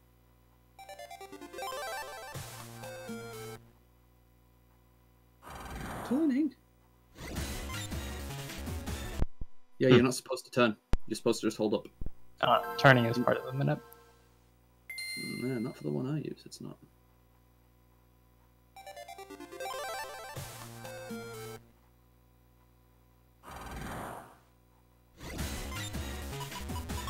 There it is. There it is. Yeah, yay! It's most likely the cutscene Oh. that I mentioned. Yeah, I just use the manip where I just simply hold up, and then you draw Varsword turn 1 and high cannon turn 2. It works. So yeah, cutscenes are weird. Well, certain cutscenes are weird, and if you skip them differently, with different methods, you'll draw different chips. It's doesn't make any sense, and no one's been able to explain it to me. So this is going to be Kingman for real after we find Shord. Because Rabita is so lazy. Euro sword.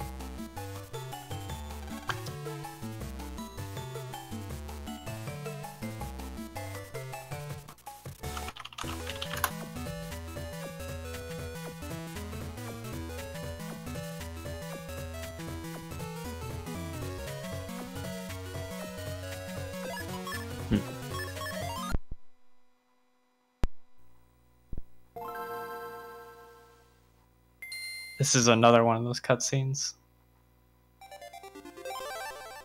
Oh, we don't get to see the best cutscene in the game, though. Oh, wow, yeah. That works. Okay. That's novel, actually, using the extra sword on Kingman. I didn't actually expect to see that. I like it.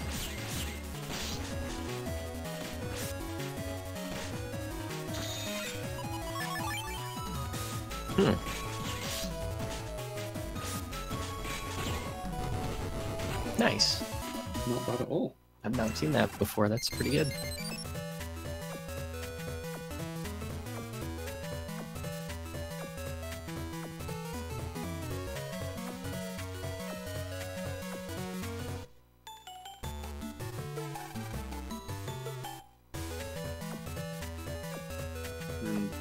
straight after that boss, we're then going to leap into the next boss, Sandbank. I know, Tara. Have you read the notes? I didn't watch your full run, Tara. I'm sorry. Thank you, Eurasia, for that hot Twitch Prime sub. Welcome to the Welcome to the network. Yeah, there we go. Guess right. Enjoy your Mr. Progs.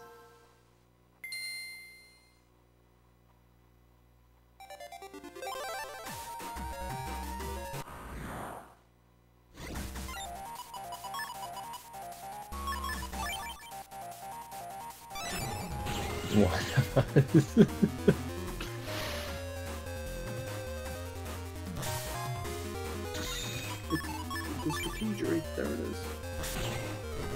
Right. So when you hit Desert Man with something, he immediately burrows underground and reappears somewhere else. But if you hit him with a water chip, like the water slash of Elemental Slash, it freezes him in place, basically.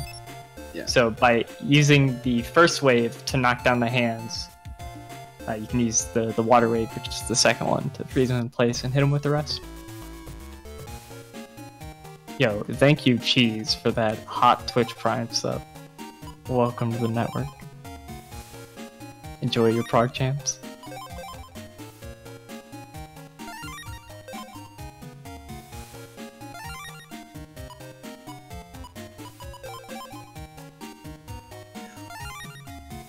Okay, so this is the second of our sub we've got.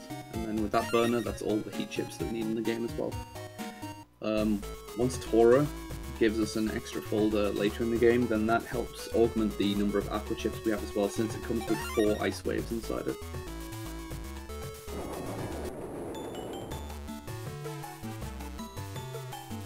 Is this when you do the thing? Oh yeah, I completely forgot to say this. We have to like talk to Yai first, I think. But so money we'll explain it after. We'll explain it. Yeah.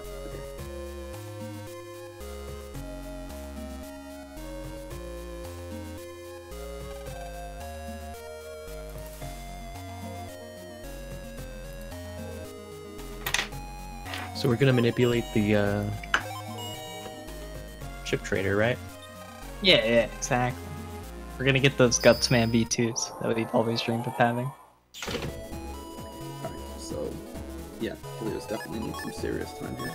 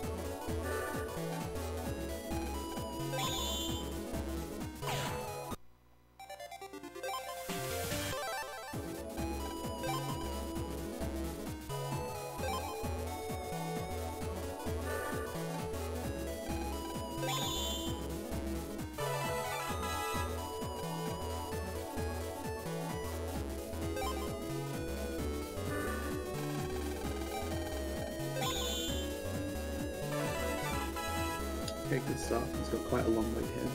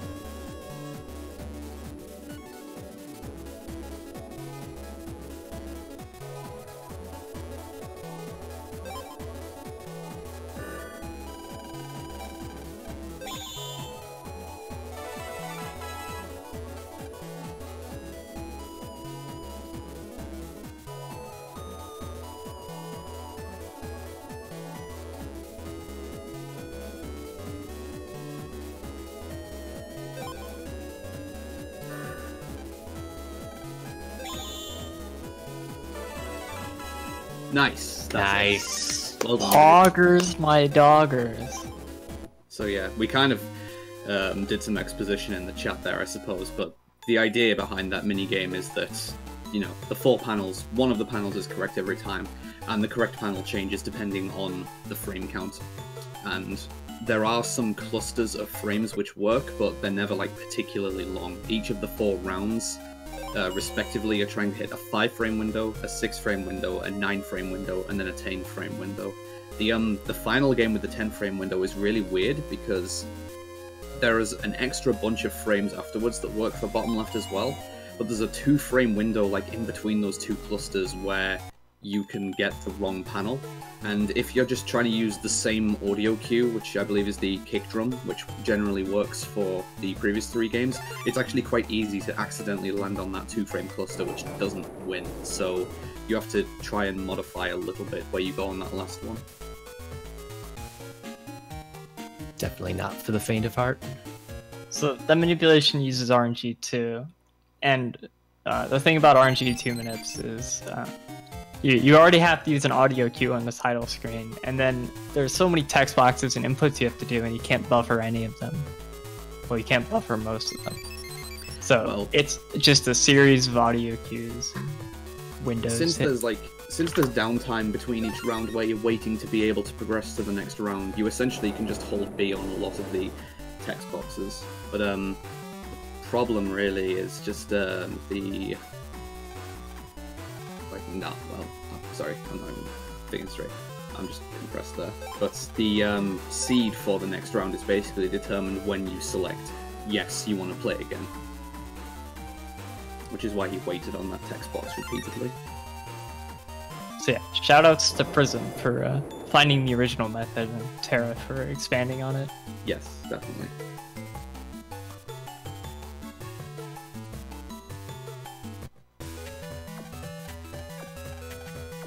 So xKilios, now that you're rich, what are you gonna do with that money? Buy water chips. Aw, heck yeah. You gonna buy some HP memories as well for me? Heck yeah.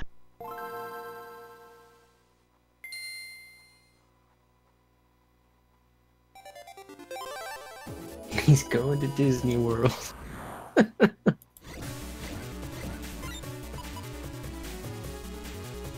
So this is the aforementioned mole fights that I actually mentioned earlier. So since he's wood style, it's not going to be very beneficial here, but the moles will attack if you use the charge shot. So if you get Aqua or Elec, they're not as bad. Otherwise, you have to wait until they attack you, and then swords are going to be your best friend on that.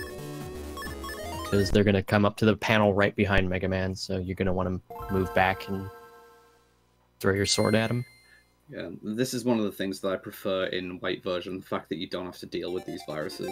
Mm-hmm. They're instead replaced by the tubey viruses, which scramble your movement, but if you draw Varsol, that's really not a problem, since thankfully it doesn't scramble the inputs required to input Varsol codes.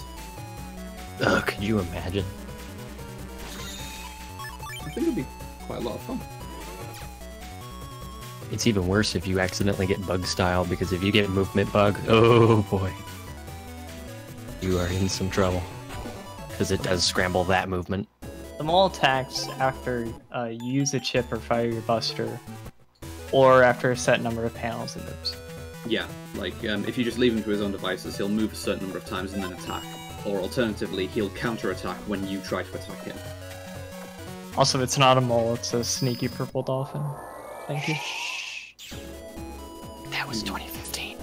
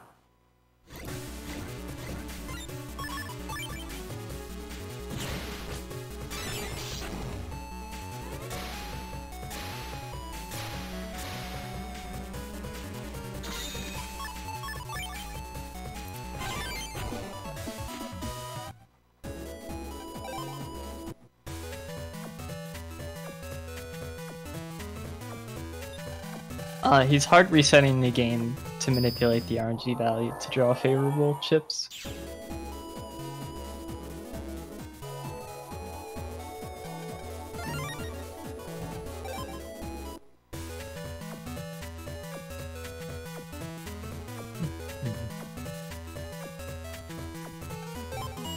Yeah, as they say, any sufficiently advanced RNG manipulation is indistinguishable from magic. Is that why my mind is blown? Precisely. Ah!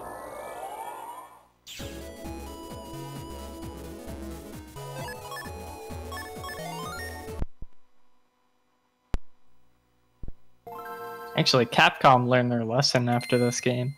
This is one of the last games to have RNG manip. Well, RTA viable RNG manip.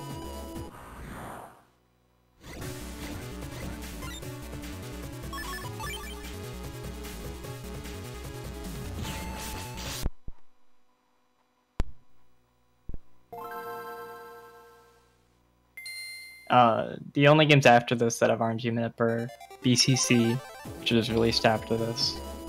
4 has the tournament seed manipulation, and then 4.5 has a form of folder stacking.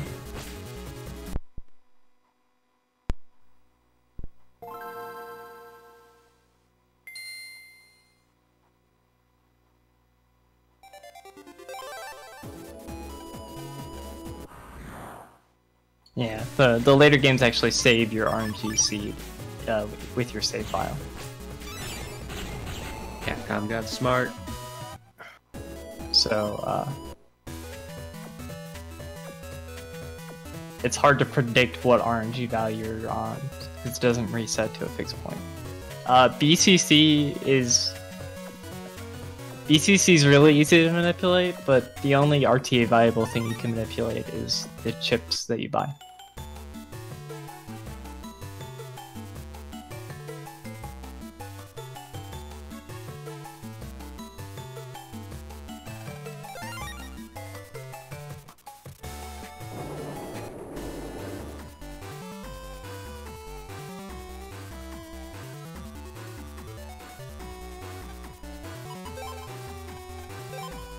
Yeah, BCC's RNG is even worse. It's 2 bytes instead of 4 bytes. Like, I don't know how they got worse.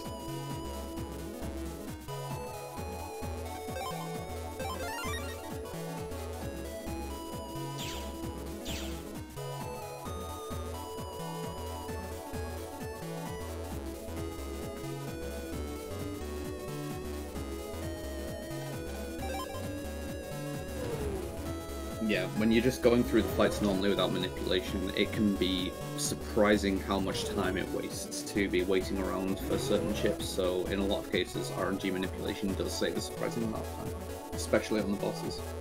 Like, Yeah. Manipulating the singular virus fights here, like, yeah, it's questionable, it's debatable, but against the bosses, you really want to be manipulating the draws. The general rule of thumb is, since like doing a hard reset and entering a fight usually takes about 8 seconds, and the custom gauge takes like 12 seconds to charge. If a fight takes more than 2 turns, then if you have to open the custom gauge more than once, it's probably worth the manip. So that's like almost every fight.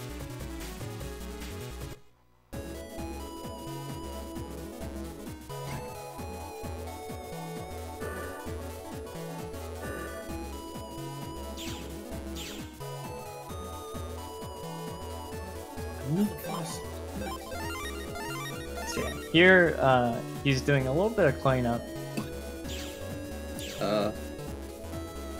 Rip bar sword. Yeah. Just buying stuff from shops. Maybe you can't afford it yet. Oh man, didn't think of that. Yes. BN1 is entirely RNG manip.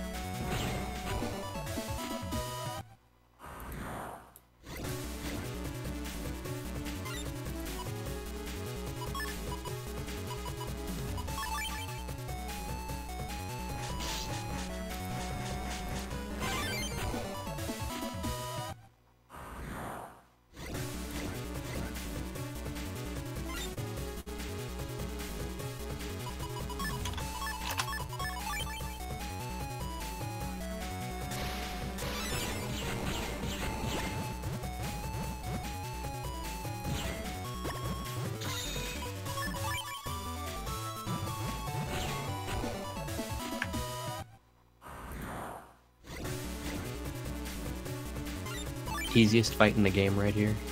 Oh man, he's doing it too. Oof, that was a close one. He almost stepped on the lava panel.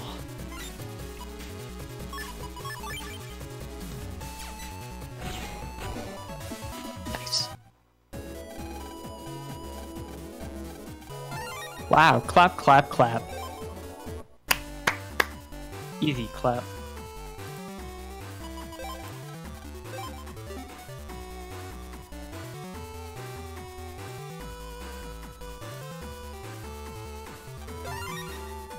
What about slap, slap, slap?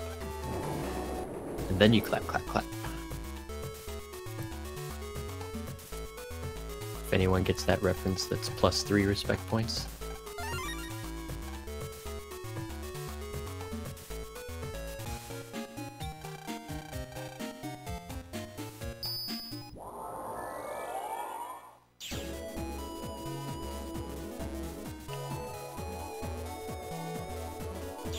Yo, great, thanks for the 17 bits. It's Tara's graduation.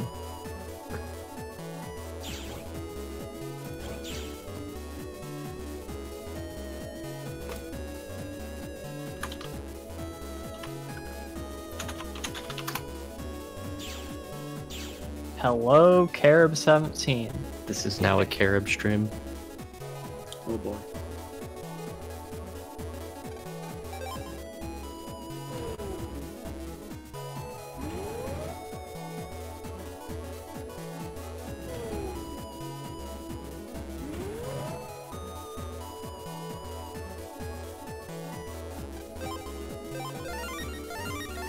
Reminder everyone to play Shanghai. It's a really good game. And the only BN fan game, by the way. I don't know, WonderSwan exists, but yeah. The only good BN thing. There we go. WonderSwan isn't a fan game, it's a ROM hack. I mean, what's the difference? Touché.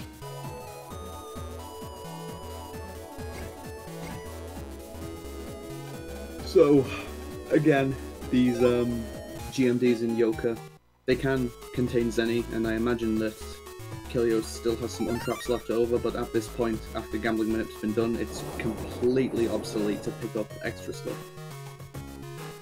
You just run and clean out every shop you come across. Exactly. Or until you acquire the 4th bar sword and all the HP mountains, whatever happens first.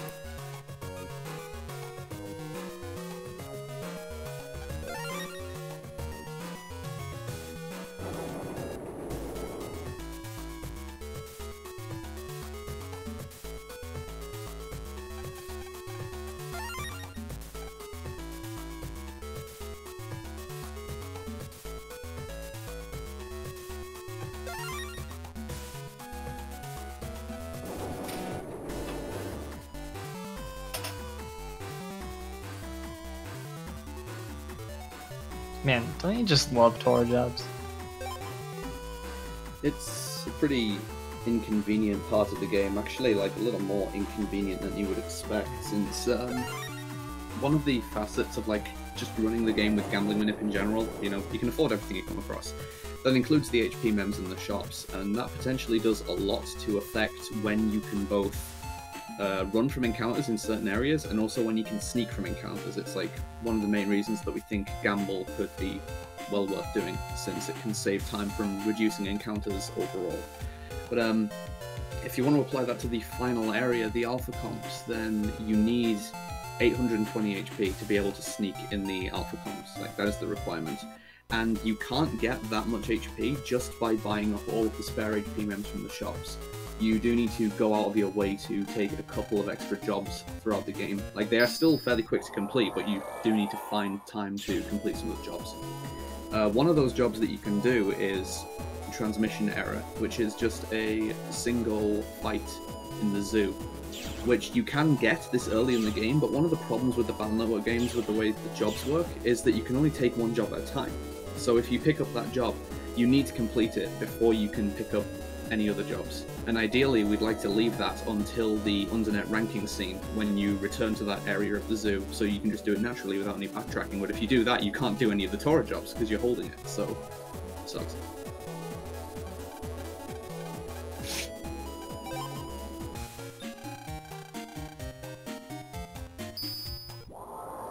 So yeah, tour jobs is where you need the Yo-Yo1 G.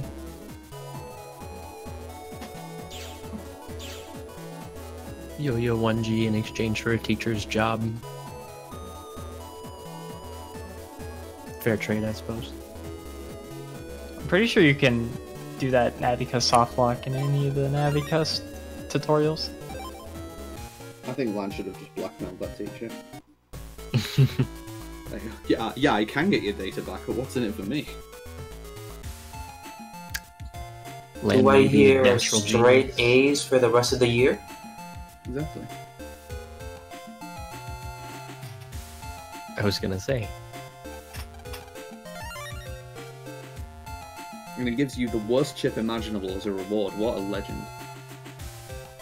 It has like one use because who does BN3 PvP? Even in PvP, I don't know about that one. No. I mean, with Custom. the right, Glenn knows what I'm on about. It depends on the folder. Some folders just make you suffer with slow gauge. Who would ever exploit that? Who would ever exploit that in a net battle? It's almost funnier when Seraphim almost beat Mega Master with the snake folder. Who would be enough of a dickhead to use slow gauge in PvP? I mean, Pro tip, it's me. yeah. Shout out Savamex for using a folder back in white.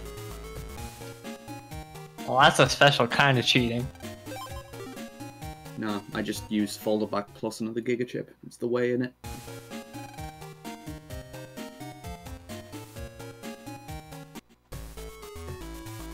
Yay, we're done with tour jobs!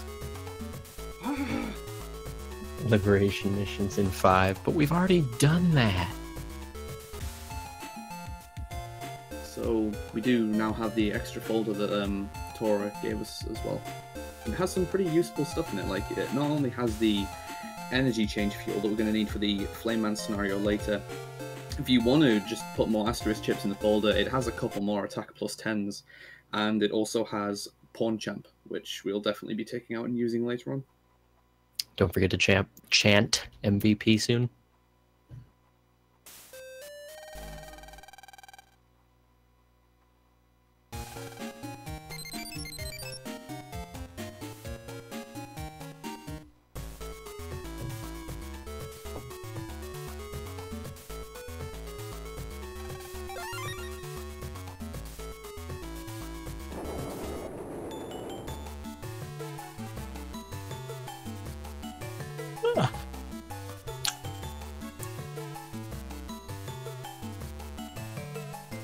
Although Pawn is a little nicer with one of the Var swords in white, because instead of a D-coded Var sword, which you buy in this game, in Beach, you can buy an E-coded Var sword in white for Undernet.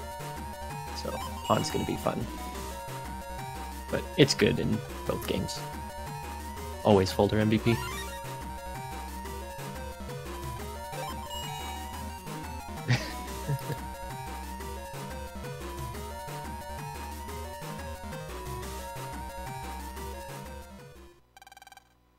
Yeah, rip decks. For next. So this is the point of the game as well where we need the Iceball chip, which we manipulated for back on Hades Isle. That's the entire point of doing the Iceball manipulation, so that we can advance the story here, because that's apparently necessary. It's because he heard that all the cool net battlers had this really rare chip called Iceball M, and he wanted one but couldn't get one. Mm-hmm. Don't know why. And his hospital's so close to Hades Isle as well, he could have just gone over himself. He's got to figure out how to get down the stairs. That is... That was a dark joke. He's a smart kid.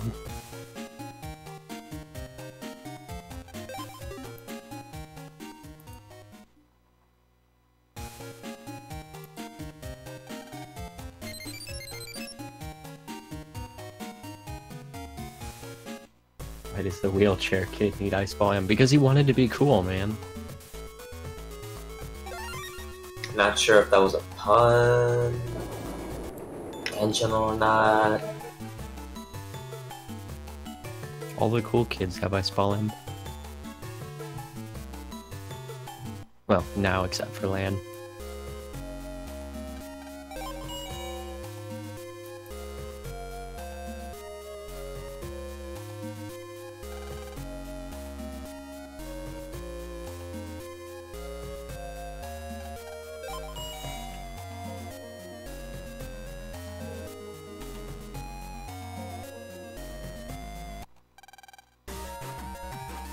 And now there's vines everywhere.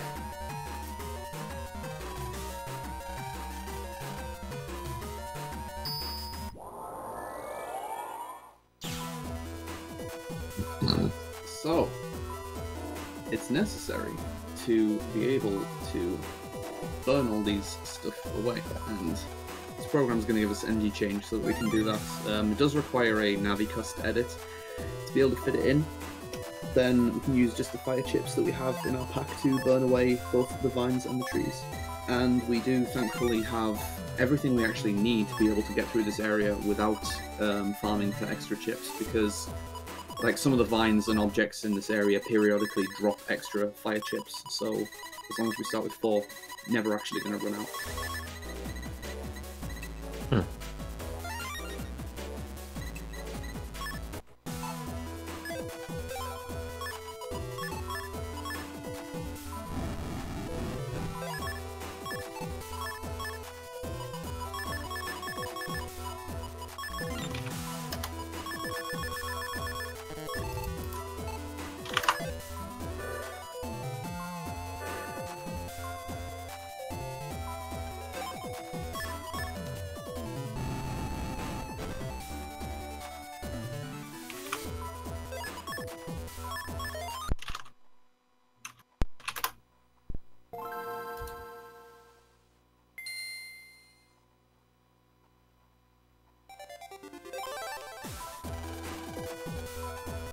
I mean, wood is frame perfect.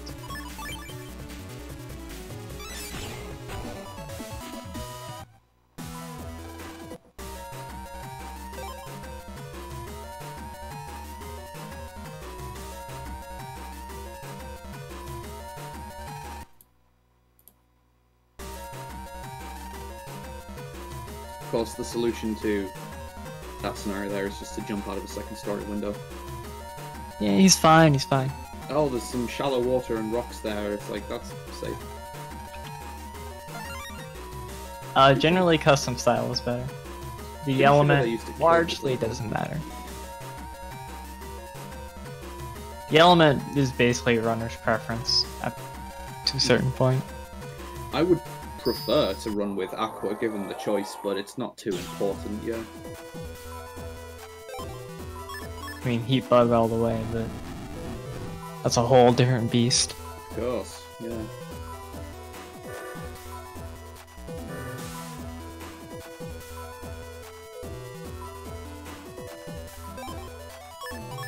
I will never forgive Mount for quote-unquote proving that bug style is faster.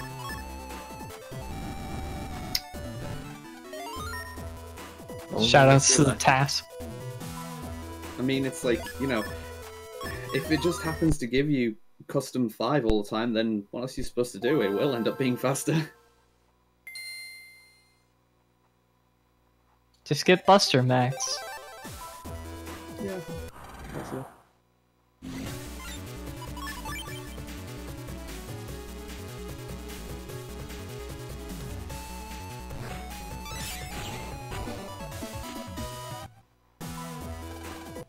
Unfortunately, hub style does not exist in Batnet 3. It is a Navicus part. Yes, but you can't get that over the course of the run, so that's not an option. It's also pretty bad. It's, I mean, it's quite good, but you just need to finagle it to actually get it to work.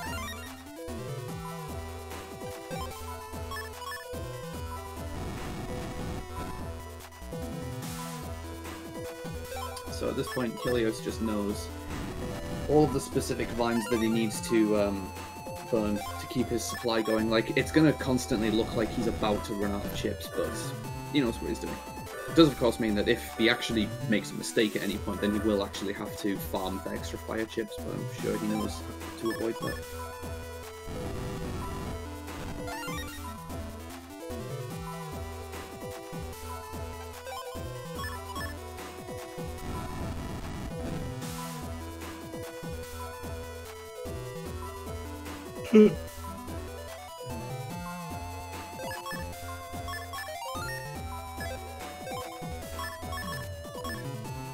Saving? He's unsure. It's a wise decision, honestly. Always worth considering that just the act of saving the game takes very little time in this game. In the Battle Network series in general, it takes very little time, so if you're not sure about something, it is always a wise decision. I'll help you out here. It's the bottom vine and then the second and third vines from the top. Yeah.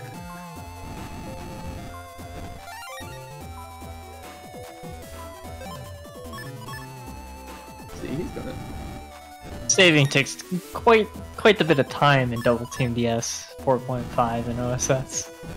Well, DS, I would expect that. Yeah.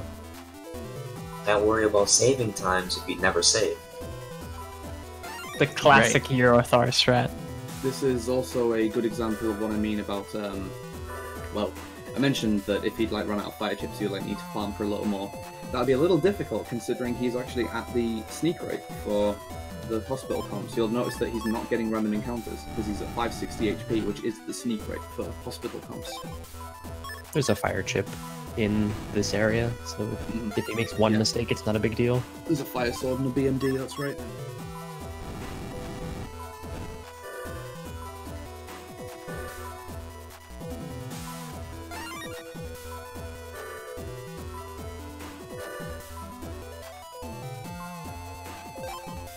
Hello, stay hydrated, bud.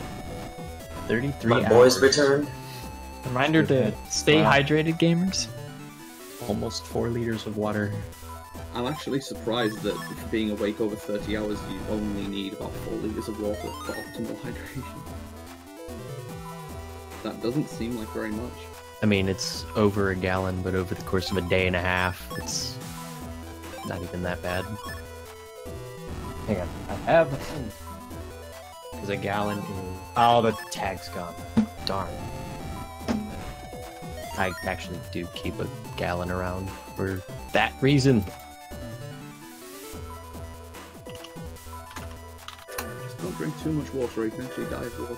3.78, it's So, manipulation, just under. once again.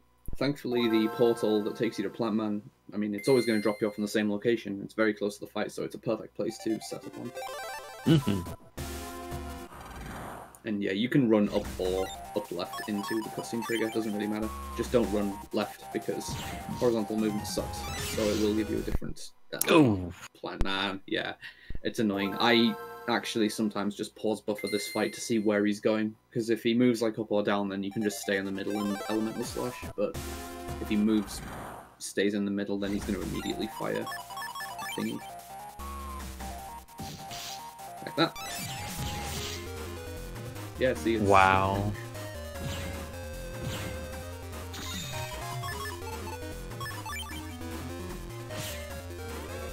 It's stuff like that I've considered putting invis into my manip. You actually... That's genuinely annoying. Just dead-ass killing Plant Man with the Wood Buster, of all things. Nice. Pretty sure that's illegal. You can't do that much cyberbullying. We don't play to get even, we play to win. Killing Weed Man with the Weed Buster. Is that a weed? I'm calling the cops. Shoutouts to Snoop Dogg.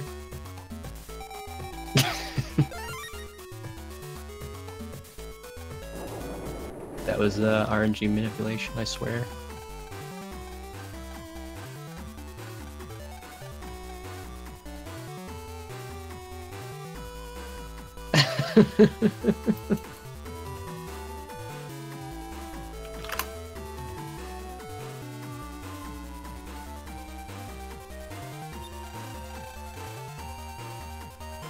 by the way, like a lot. But Definitely time consuming. it's relaxing, at least. Speak for yourself. Well, what do you find stressful about this scenario? Forgetting a fire. Well, we get to see our boy, Mr. Match. Yo, hang on, let me add Argic real quick. What would Mr. Match do?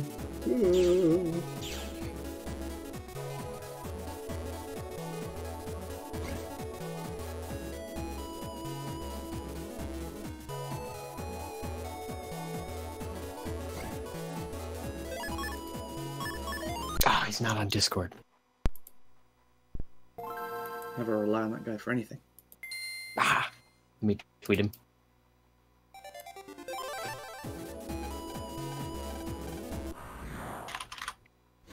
So yeah, we have to bully some heal navies on the net.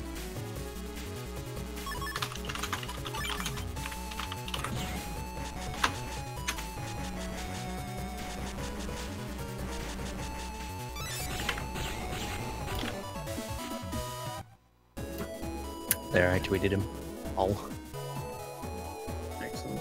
said, we're in your scenario, get in here, Link.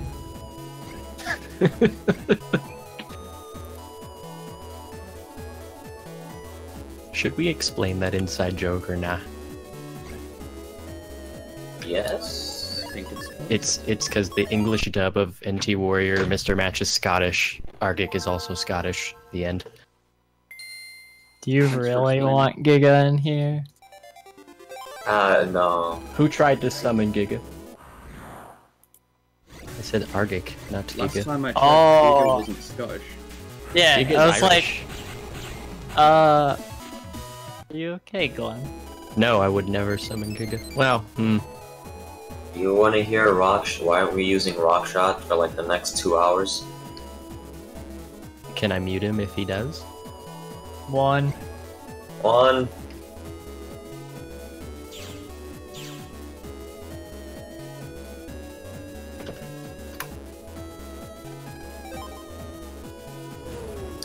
I think if you get virus encounters on the press paths, they should be giant viruses.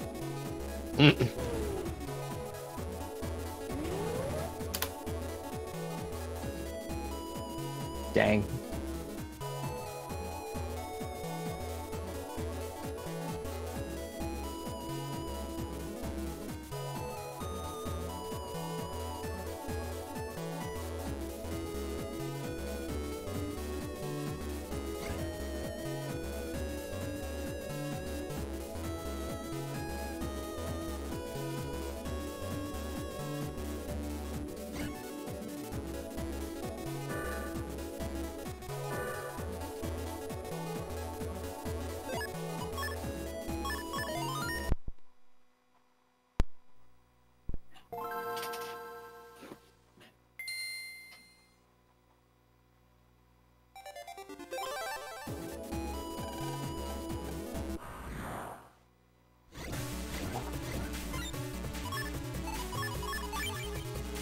That would make press interesting. You can't have that. See what you get for having a suggestion, Draco. Yeah, sorry, I won't do that again. You just get attacked, man. Man, I just wish you could compress press. It's literally its function, but you can't do it. Yeah, because it's already compressed. Dang. That's a thinker.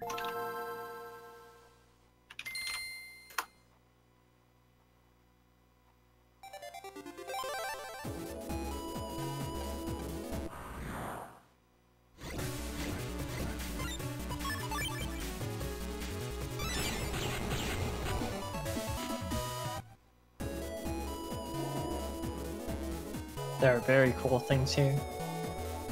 Missed a lot of it, though. Very rich right now. Oh, xKilios is very rich right now. He's trying to figure out how to get a plane trip to Disney World from Capcom Universe. It took a little bit of time, but he managed to get a return on his investment. That's an understatement, calling that a return. It's more like winning the lottery. Pretty much. Which, it's still Rigged a pretty, lottery. it's still a relatively easy lottery to win considering you have a, hang on, I'm gonna just do this. Math is hard. You have a 1 in 256 chance to just win it randomly if you go for it. It's a Gen 1 miss! Yeah, that's okay.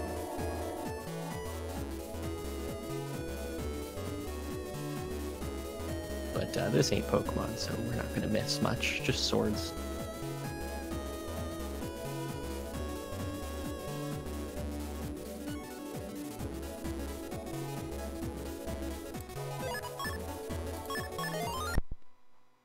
Mickey Mouse variant of a ratty. Nice.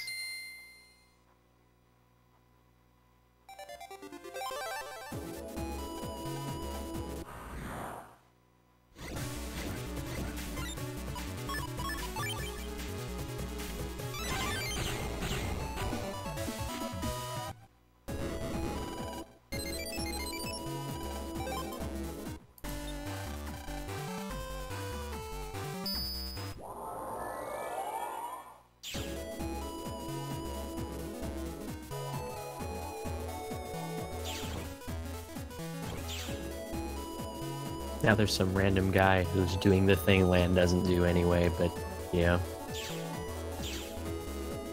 We still get to do some really shady stuff.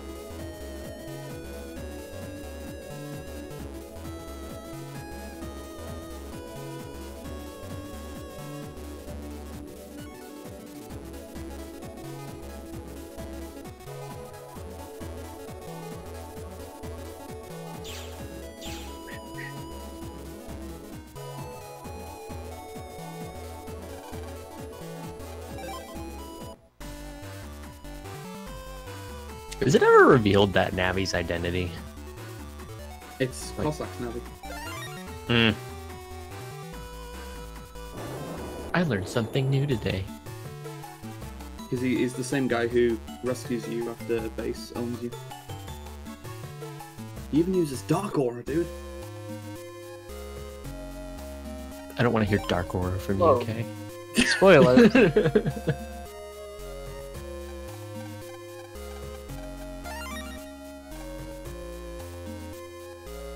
Game's been out for 15 years, it's not a spoiler. I was looking forward to that part of the run. The part where you see that cutscene, yeah. Yeah. I'm still mad that we already skipped the best cutscene in the game. What, Mega Man dancing in front of a tank? attack! Mega Man, attack! XKilios, will you clip through a tank for me when we get there?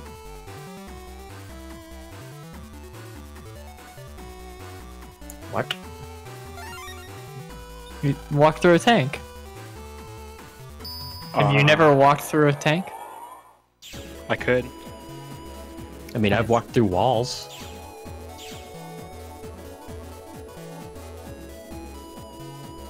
And flown through the air before. Well, yeah, you run Sonic.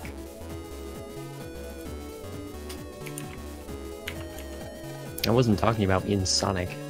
Oh, And I don't run it anymore. Just kind of for memes. Which I must say is a lot more fun than actually trying to run it.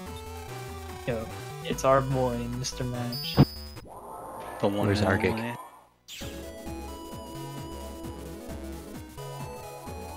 Oh wait, I forgot, he's at ESA. He's not gonna respond to me. He's got better things to do.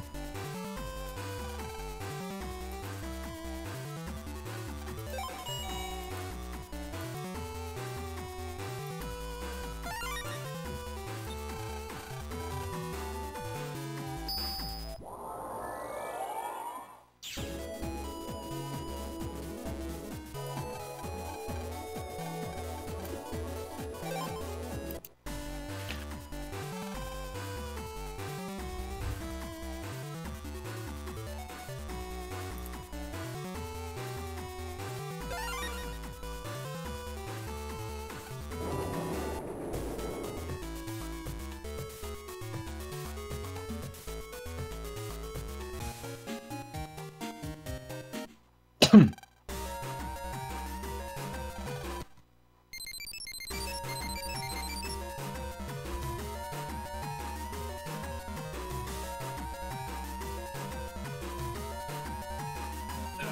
yay, time for internet players.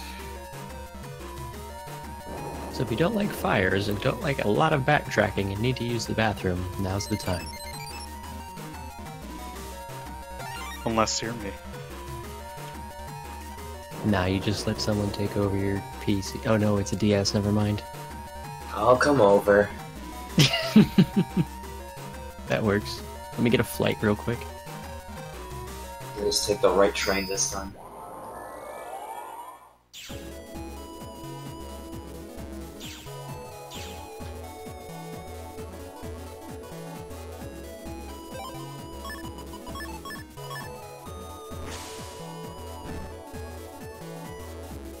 Aw man, that fires.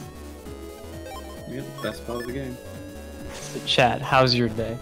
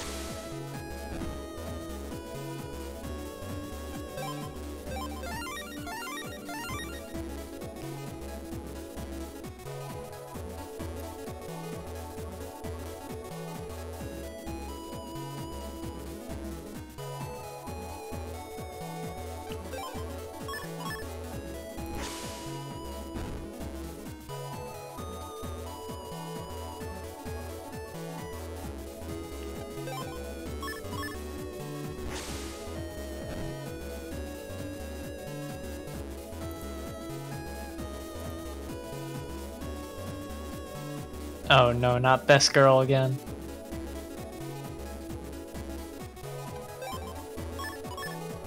Best girl is Mr. Match. That is the only correct answer.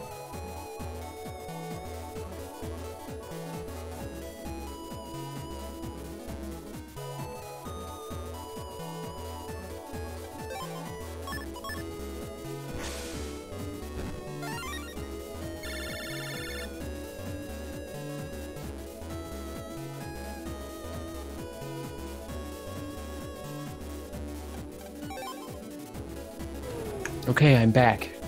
You know, I had to take 2 trains and a plane to get through the laundry room because someone decided to clean their entire closet's worth of clothing.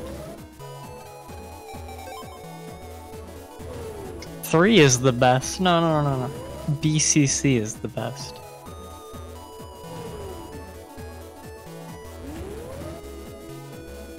He's right, you know.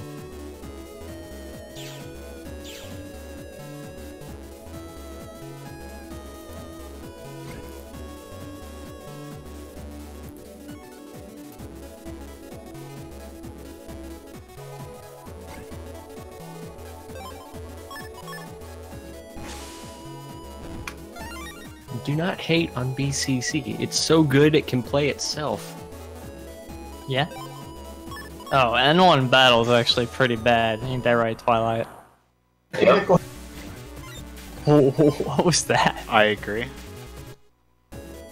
Yes.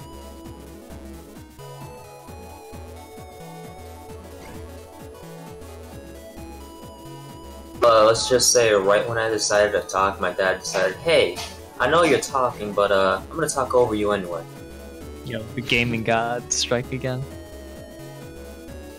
Yeah, N1 Battle kinda sucks, but skipping fights is faster. Twilight Dad's still not as funny as Giga Dad. Shoutouts to anyone who remembers Giga Dad. But the best part Just a about reminder that BCC has a better metagame than BN3. it does. Yeah. the best part of BCC is you can play it. You can be speedrunning BCC while also speedrunning BCC while speedrunning a completely different game. You might be able to finish that completely different game more than once. Depends how good you are. And which game it is. Because how long is a run of BCC? Should be without manip like sub 4, just by a little. Okay, so you got 4 hours. Man, you can do like so many Barney's hide and seek runs in that time. It's not even funny. 4 hours the average. It widely varies though, given the nature of the game. Okay, so that's like 12 Barney runs, give or take, per hour. I mean, assuming those runs finish, because now it's not actually trivial. It's 422s, it's fine. It's 420. World record is 420, I'm talking 422s. Gotta tie second place, man. You can manipulate RNG in battle in BCC by using slot ends. You could manipulate RNG in battle in Barney's hide and seek. By moving.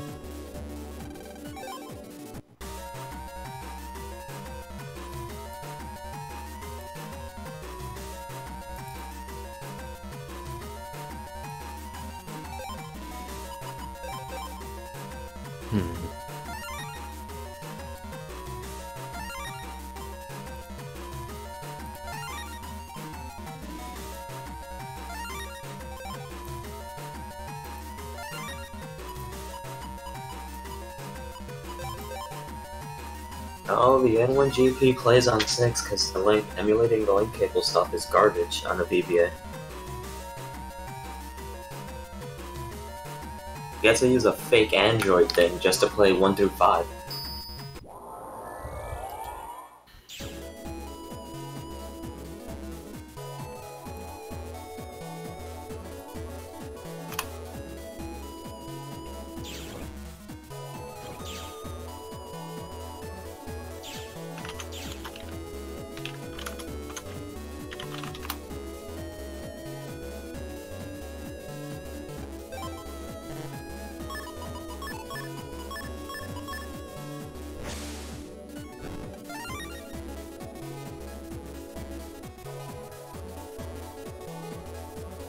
Oh, so this is a perfect time. I asked this during, what is it, WonderSwan? No, during 4.5. Chat, what's your opinion on popsicles? You love them? Do you hate them? Do you fall in between? Yeah, are you lukewarm to the popsicles? Depends, am I fighting someone to the death over them? Because I used to have to do that.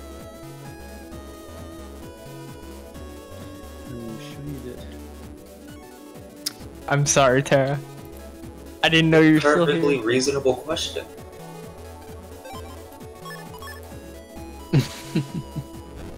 I like me a nice, good blueberry popsicle. Fudge bars over popsicles. Yeah, we can't be friends. I'm gonna need you to get banned like ASAP. I have to be in the mood for a fudge bar. Some fudge bars have like weird aftertaste. That's the problem.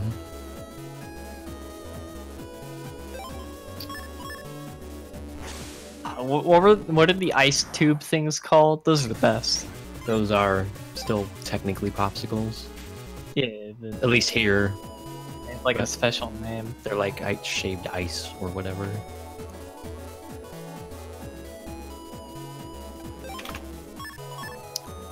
What are they called?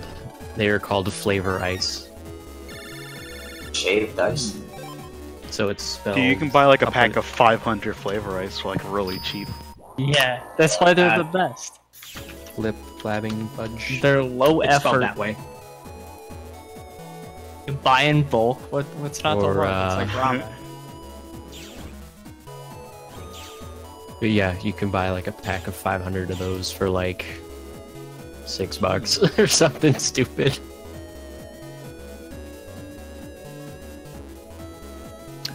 Anyway, yeah, I used to have to fight a girlfriend over those if there was like 1 or 2 left. Don't forget the PMD. I would finish that saying, but it's not family friendly. It totally is. Just give money to The swear Bit jar jar. that we don't have. We have bits now. You have How- a point. How well behaved was Fat Kid during NT? I missed most of it. It was okay until I fell asleep. I don't know after. Okay. I heard the run went surprisingly well, but we all know how Fat Kid uses colorful language. Oh no, we got that out of our system during setup. Oh yeah, Terra was in voice. The smart Fat thing Kid to was do. being monitored. It all makes sense now. It all makes sense.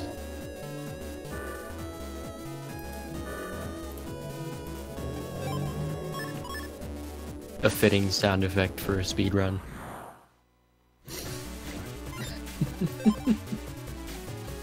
Always your dad ends up fixing the bathroom mid-run.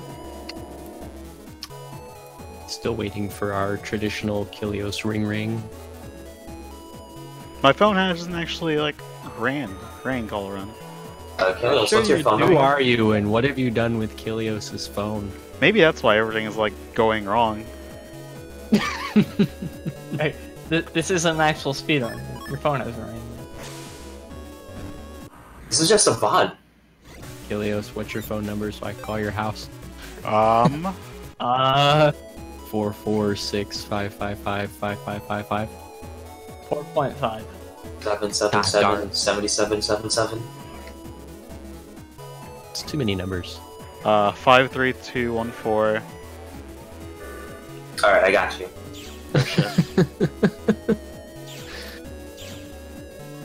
I think Tara has my old number. And before his phone actually rings after giving out a fake number.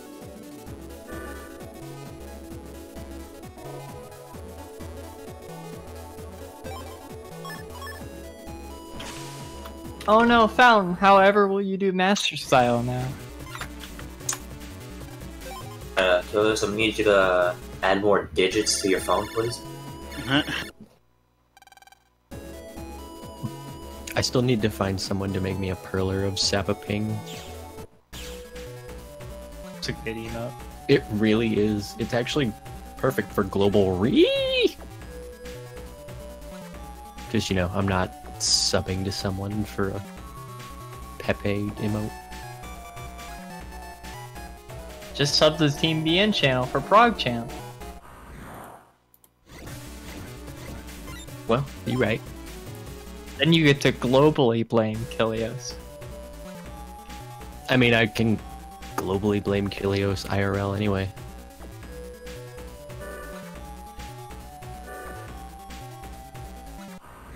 Because I can just stow away in Mega Master's trunk for the N1 meetup. He'll never know that I'm there.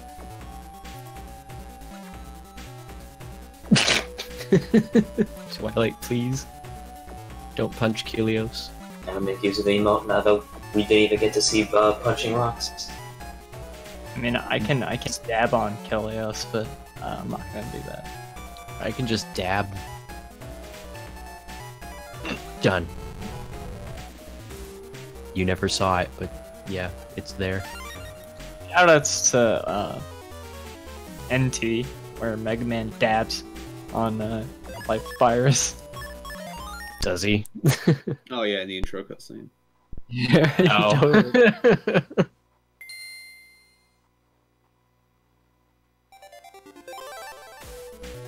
Can farm fountains.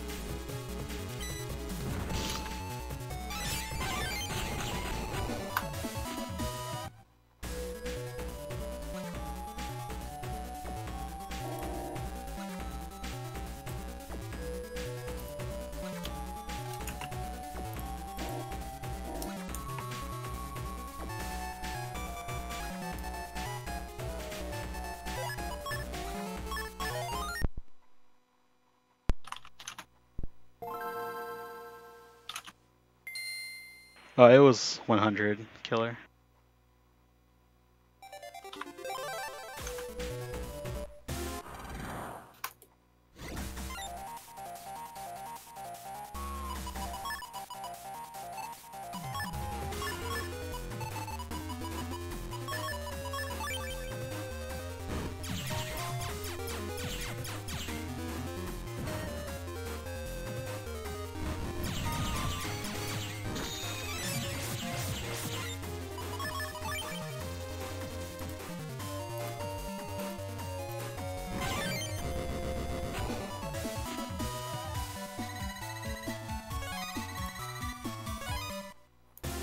Yo, do I send bug frags?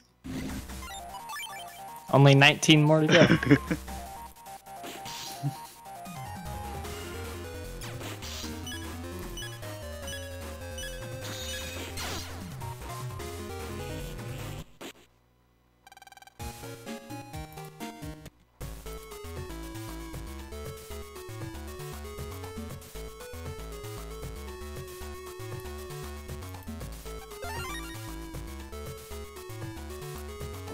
Alright, I'm gonna buy a beach pass and that's it.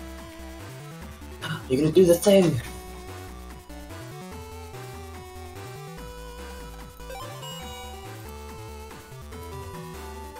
Also, shoutouts to Yoka Yoka.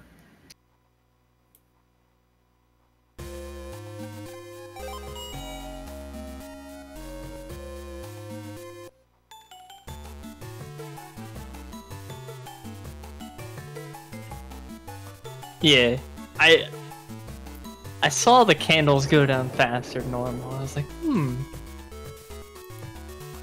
that's pretty good. I do not like candles. Not even scented ones? Nah. Especially scented candles.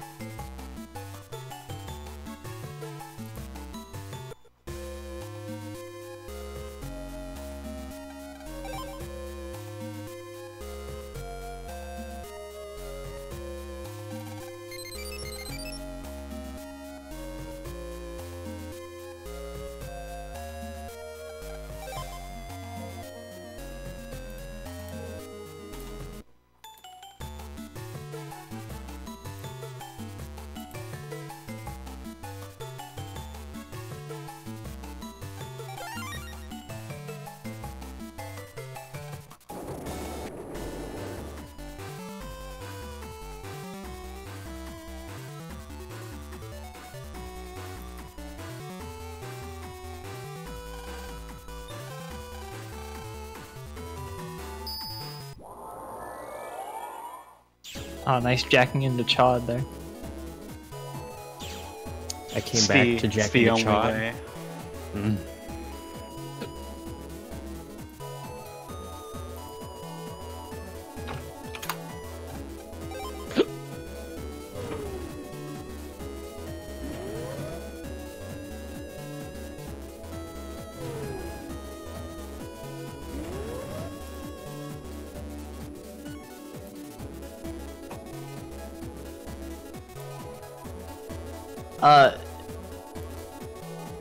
Is it Fashio? It's Marcos? Don't you have to fight, Metal Man? No. Oh. Right, it's just an email. Never mind.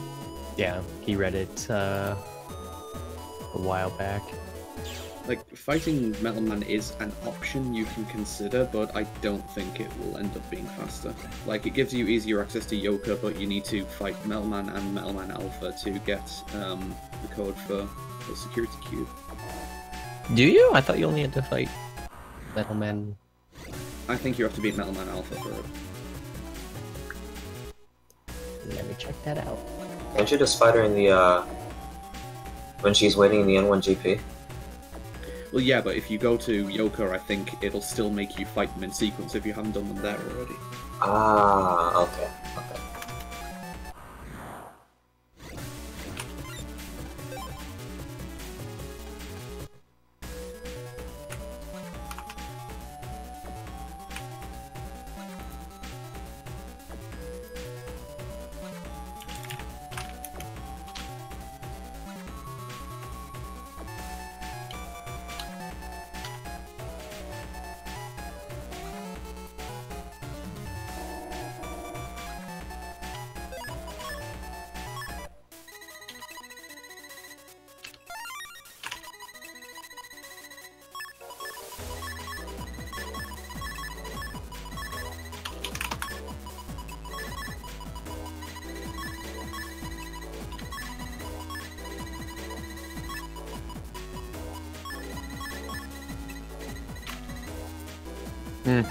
Well, It's I a beat fancy First Navicups. Metal Man, and she didn't give me her code, so See, I know what I'm talking about sometimes. sometimes.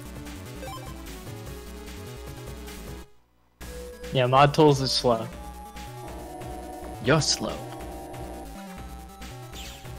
I mean, what? I mean, you're not wrong.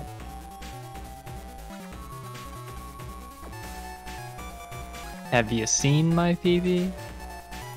No. Nah. Wait, that's the manip one, right? My blue run is fully manipped, my white run is not. Alright, I was there for that one.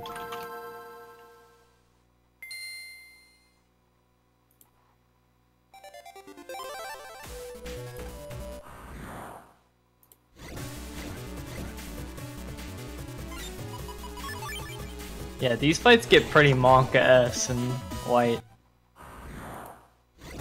I don't want to talk about them. I have PTSD. It's fine, you still have an invis, and regging it generally makes the fights really reasonable. Because, like, if you have 3 Varswords by this point, then you're pretty likely to draw them. The 1 in 10 shot. No. If you do the math, but it's really 3 in 30. Except that you're drawing multiple slots. Shh. Per slot. Well, it goes down or up. Chance goes up. Terra Noboli.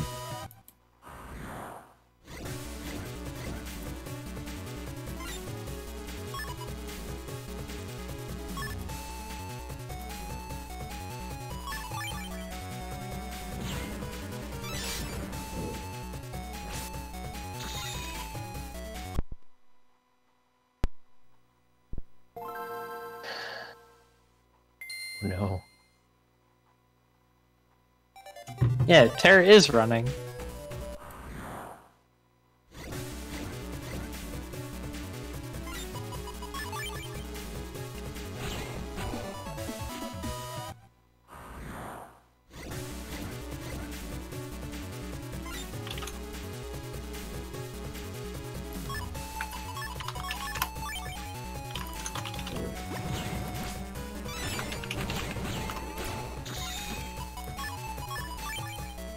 Working Sundays should be illegal, just saying.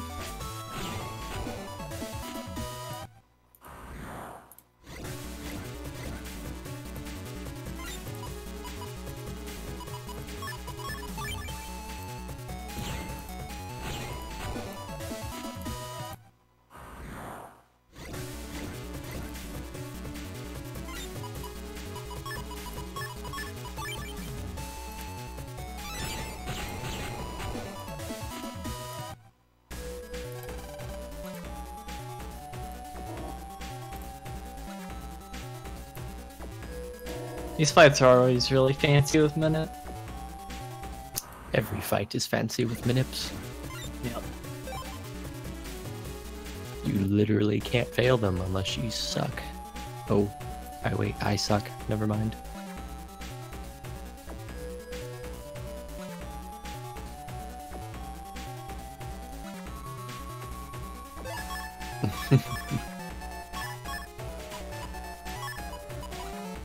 Yeah, I know, right, Grandmaster?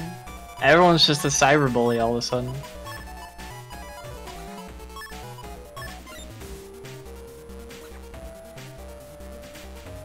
Uh-oh. What? I know what that pause is. I didn't pick up the bar sword. Yeah. Just replace with pawn instead. It's fine.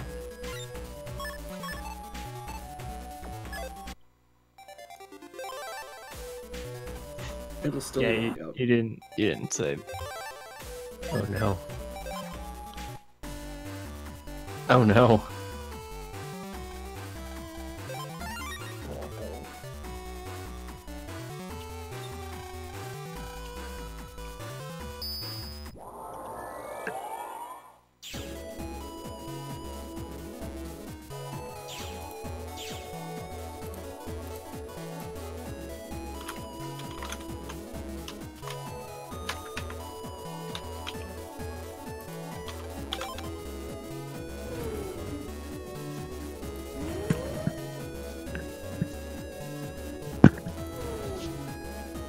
Tap tap.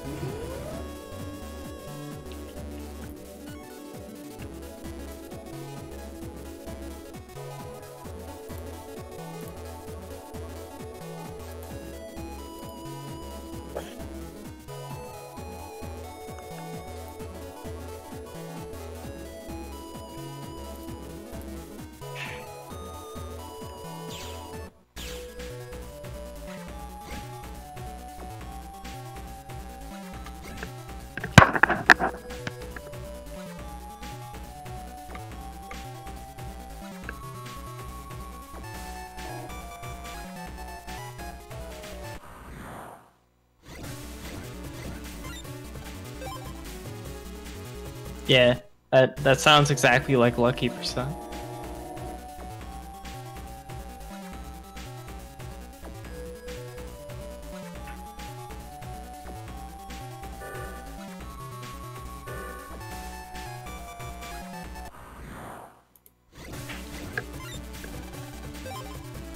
Alright, it's fine. Marco, let's race off Omega.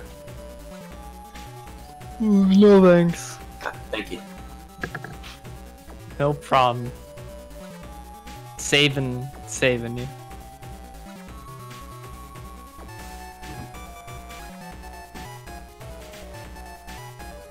And let's be real, I wouldn't finish. Yeah. You would. The second the timer starts, I'm not going away. So. Oh, you might like get pizza. You know, I mean, yeah. I'd probably get house pizza. down making bagels. Hopefully this Bagels. time. Delicious. The first time XKilios did his Omega run, he left. Well, his laptop died, so I went to go make bagels and I fell asleep. Then I burnt bagels. Yeah, that was no bueno. Don't burn your bagels. The second time, that's the one I didn't finish. Third time was the one where I went to go buy pizza. Pizza. The Duo Omega was when I went to go buy pizza. Then the next day I went to McDonald's and bought myself a bacon biscuit with a milkshake. I'm not gonna do that again. The food, not the Duo Omega. Never again. Because, yeah. That world wrecky will stand long time. Yeah, until Method comes out of nowhere and bops it, so I'll never have to touch it again. I mean, you never have to touch it again now. I mean, oh wait, yeah, he'll do EXE, so that'll be a different category. Damn it. Terra is quite upset about this rock cube strat. Dude, how do you expect me to do a strat that you didn't do in your run? So I have no idea what I'm looking for. Wow, shots fired. My bad, I meant toasting bagels.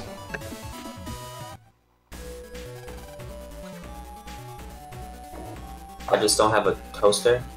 One of those, forgot what they're called. You kind of just spin a dial. Mini ovens? Yeah, that. but I put Tara, it for too long. we've been over Tara, this. I never you thought read I the would notes? have I don't think it's in the notes.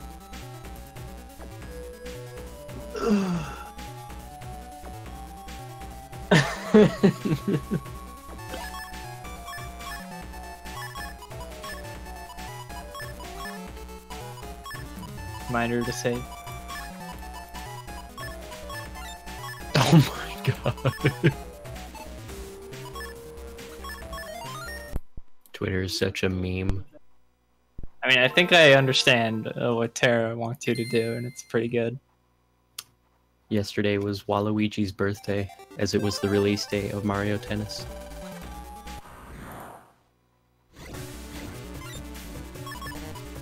A little fun fact.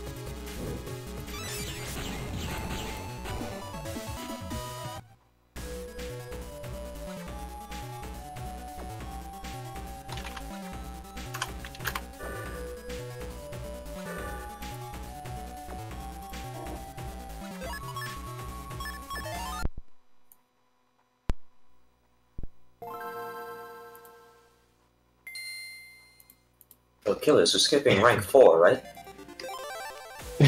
About.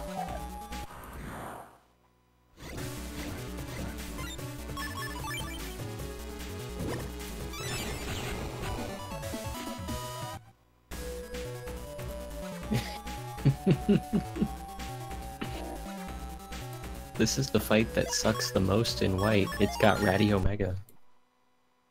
Yep. I forget what it has in blue. Radio Omega.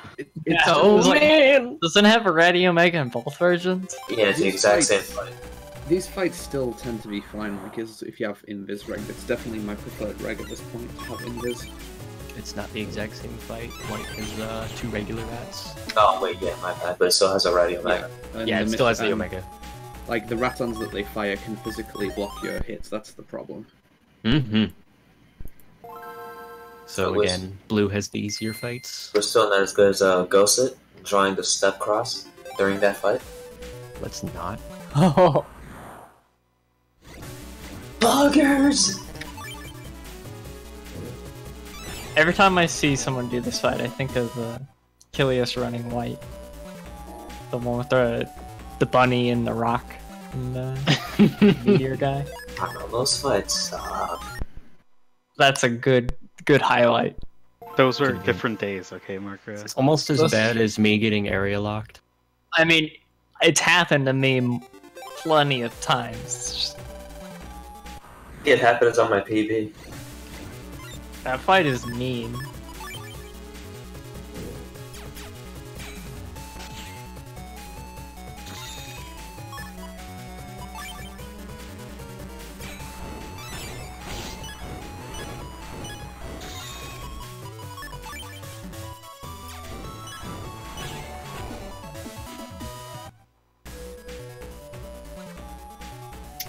But Dominards only exist in one game post BN2.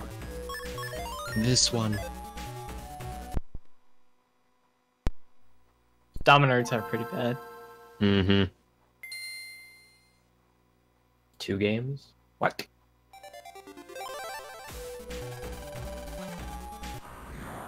Oh, they're in 5.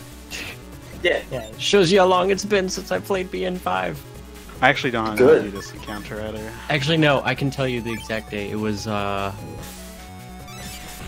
was it the summer 2 years ago? I don't know. I think Marco so. knows because it was the day he was supposed to run it and then couldn't. so it was a few marathons ago, right? Yeah, it's like The 2 years last ago. 2 marathons were... The last one was Mark Bro. The one before that was Lucky, I think? It was all I remember is it was a summer and Marco dropped out like literally the day before. Yeah. And Tara's like, "Hey, can you run BN5? There's been an emergency." I was like, "Okay." So I It was stayed not up the all one- night relearning the game. Yeah, that was And when I you still were in the messed it up. background doing it. And still messed it up.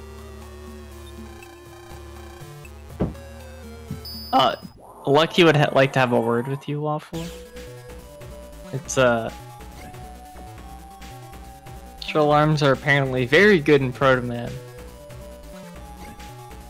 Grinding. Consistent one Yes. turn. Consistent napalm. Oh, there he is. Hi, Lucky. Lucky, can I ask you a question? When are you signing my Lucky Typhlosion mod card? Is that a real thing? Yeah, it's a drill on mod Oh, card. Yeah, for EXC5. I'm dumb. Continue.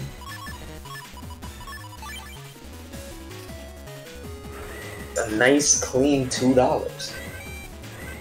Huh. This fight's the same in white too.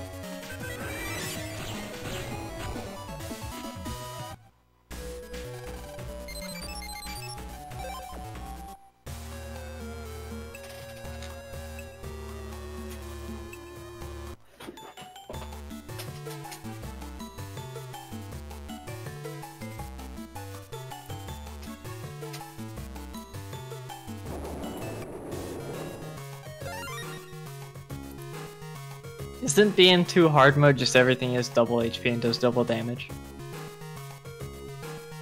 Yeah, kind of boring. Somewhat, I think. Not all of them have like double HP. A lot of them just have like plus 20 or all in early game.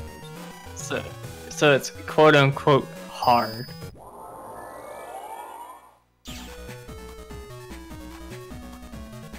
Oh, okay. Speedrun's a hard mode. I think I got through like half of the game and got bored.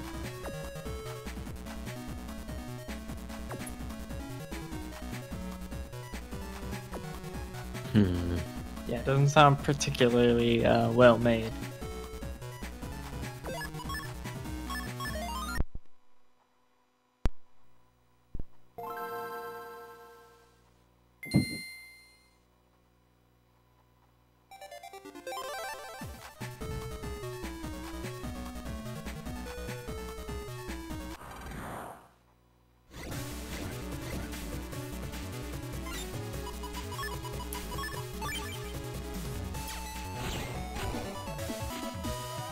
Nice.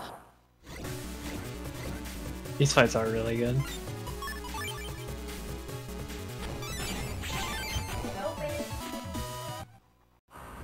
Well, it's open.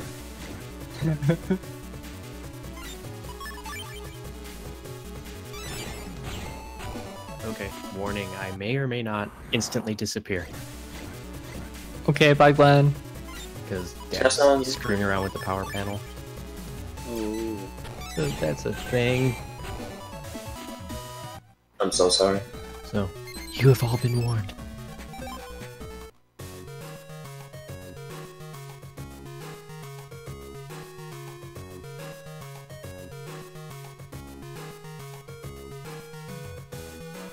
I also mentioned like a lot earlier in this run about how if you do a couple of jobs you can get a couple more HP mems, and the area that xKilios was just in to fight the rank navies, that's where one of the other jobs would resolve. So yeah, you'd be holding on to it like until now basically.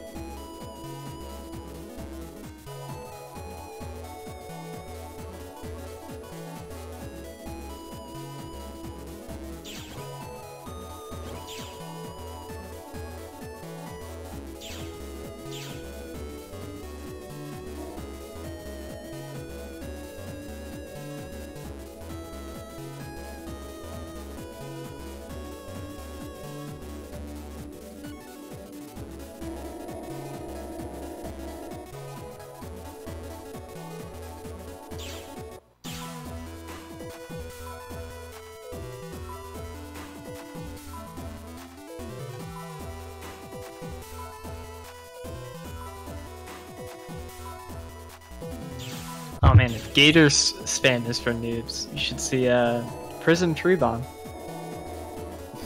Indeed. Ultimate strat. It's 2018. Why are we still saying shit like noob? Get Ponzord, my dude. Dang. Someone Marco with say the my throwbacks. A Rafflecopter. Haha. What is this, 2004? So funny jokes.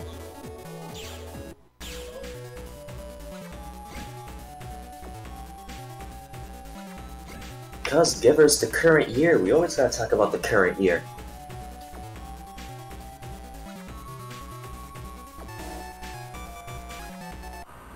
Senile Sentiment is the best category for BM2. Imagine using the G code. Mia Man's my favorite BN game.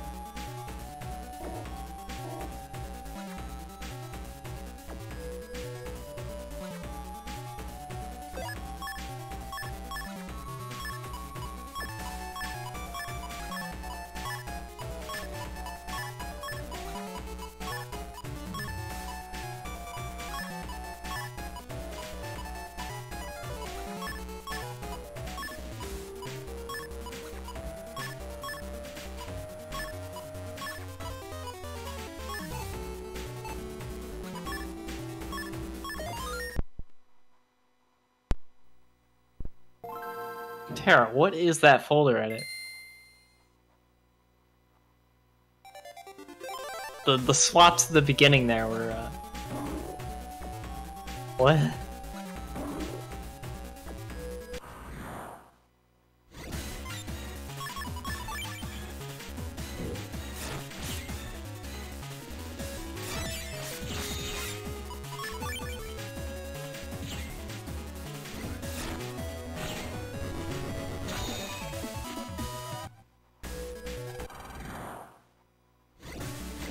I mean, hey, it worked.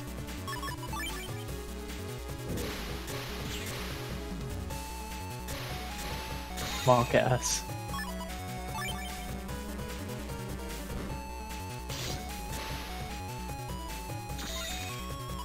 Monko Omega. XKilios, I'm so sorry.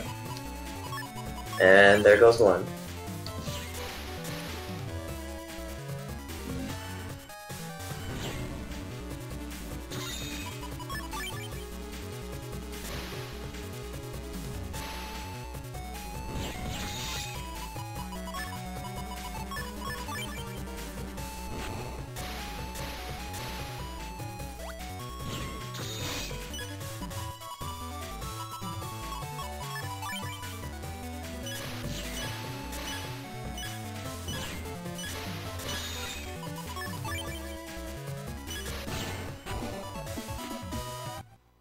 I like sneezed half fight, and I didn't know what to do after.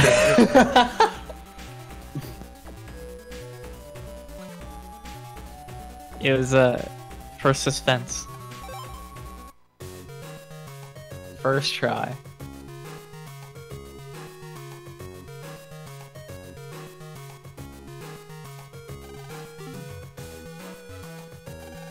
That first War Sword whiff was on me. The second one, I sneezed and I couldn't see my screen for like a few seconds because my eyes hurt.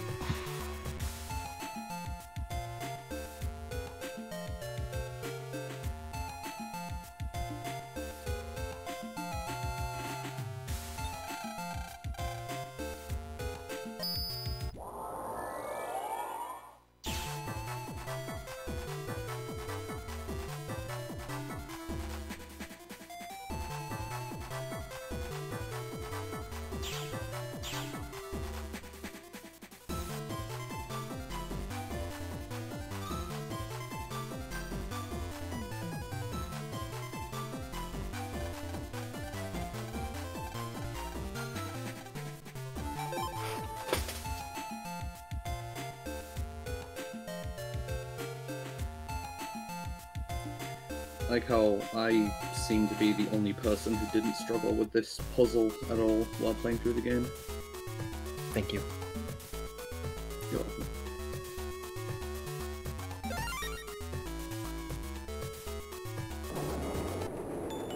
Yep, they found my Switch. Yay. What did I miss? Where are we? Oh, dude, what's your friend code? One of many birds. Ah. Fun times.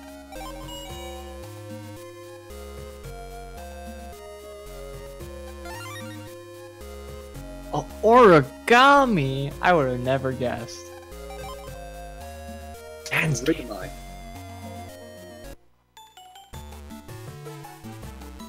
If you're a fat kid, you would have went to go read that thing 5 times before getting here. Yeah, that's what he says.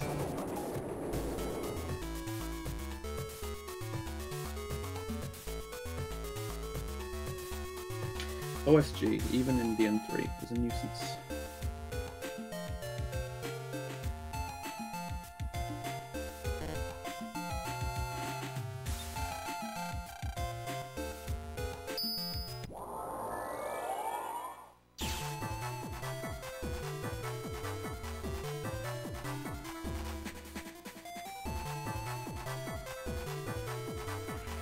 This next manip, I kinda remember how to do it, but I don't know if it's like the Kingman manip, where you have to like cut in right away and not hit the corner and then get to the corner. I'll just have to try both.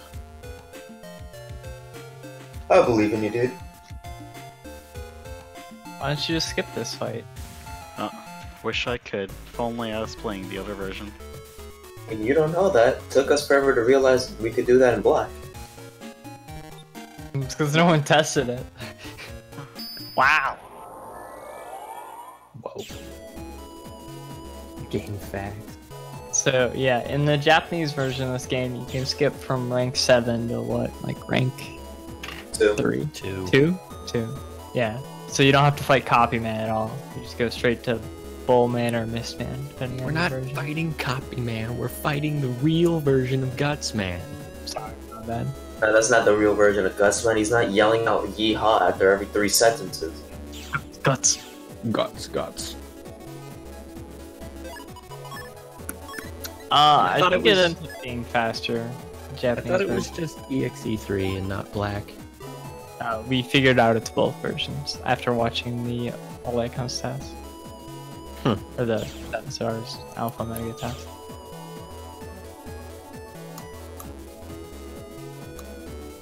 Interesting. Well, actually, if you're doing the manips, maybe EXE3 is slower. Yeah, because you gotta watch that little Screen. thing in the title screen, right? Yeah, you gotta see the logo spin around. It's just really annoying. Then you can skip it, but it's still like a little slower. The Japanese version also has more lag frames for whatever reason. When you like jack in load areas and stuff. Yeah. Like jack to the jacket animations, a couple of frames slower per jack in, so take that as you will. Why skip Copyman? Because it's fast. So why would you skip a boss? Man. Yeah, but you've got to play EXE3, and then it's like all the jack-ins take longer, and the manips are different, and oh man, awful.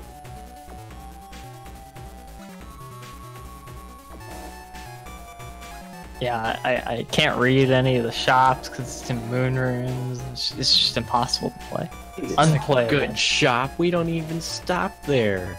Well, we will now because we've got money, but why? In white, you can buy a bar sword there. I never At had the enough. shop near Copyman? No? Yeah, Just there's- learn Gamble Minute. I'm working on it. I just don't have time like you do, Draco. That shop's in Undersquare. The shop here doesn't get that. In white, yeah. In white, it has a bar sword, yeah. In blue, it does not. It's full.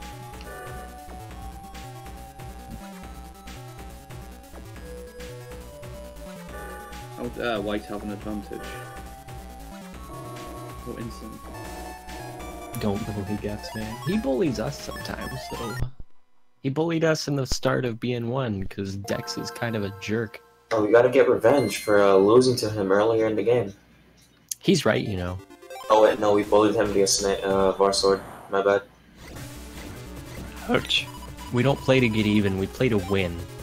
Gotta take 2 out of 3.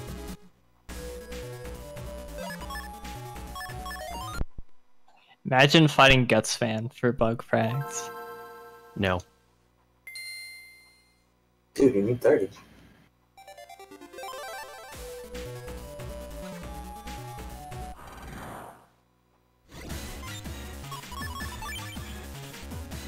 Oh, I like how Roll's still on the folder. Still best girl. For all this time.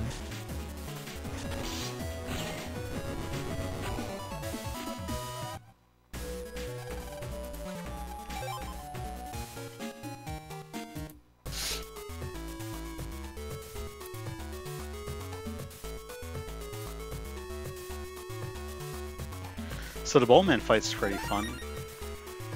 Are you supposed to... Does your route buy mod tools, Tara?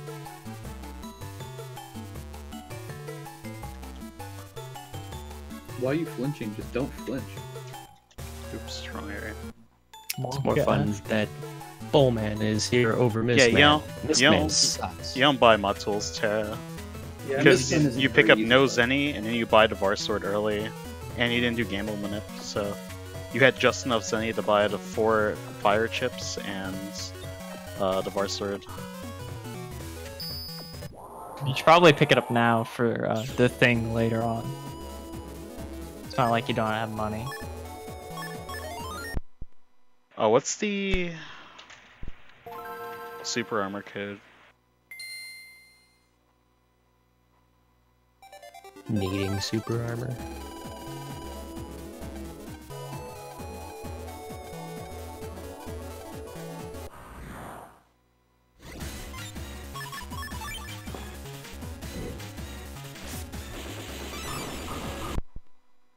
Ugh, yeah, the pins. Once he starts that attack, it's a bit awkward. It's just that he does move around quite a lot without using that attack, which can be exploited. Whereas with Mistman, it's you have to wait a while before he's open to attack, and it's difficult to get hits in otherwise. Gotta fight the lamp man. Who uses a genie as a defense. Cheater.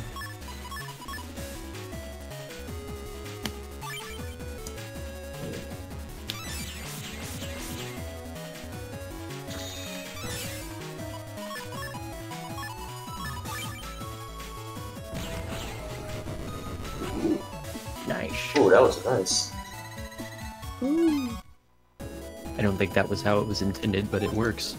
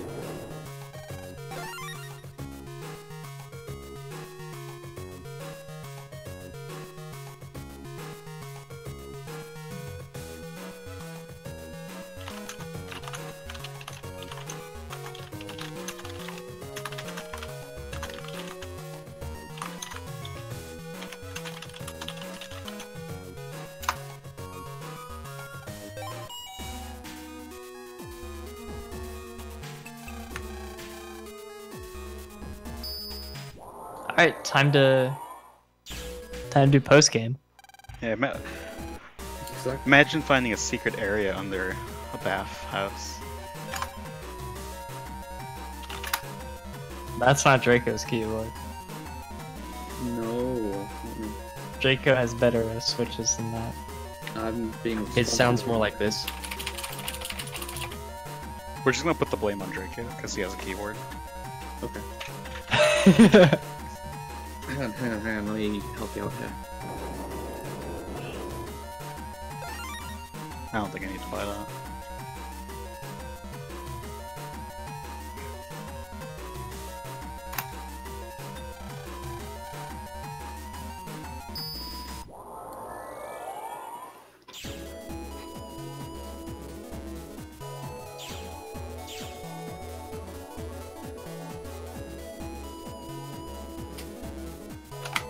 That's how it works, isn't it? Always.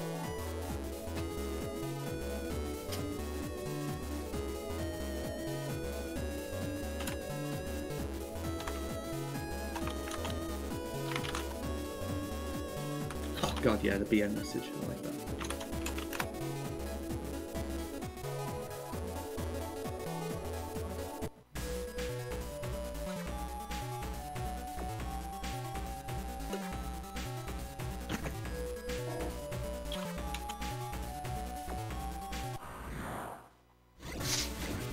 Exclamation mark for you. Yeah.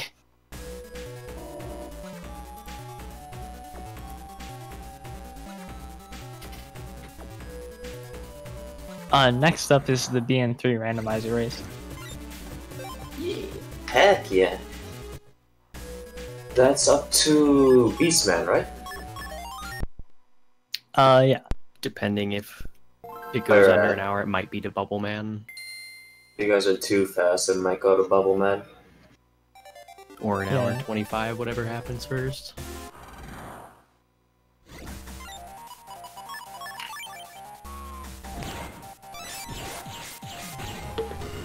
That's Drill Man. Yo, nice, first try. That's literally impossible, by the way. That's No how one's you- ever done that before. First That's how you time. tap down and then see reset. That was first try. Alright, nice.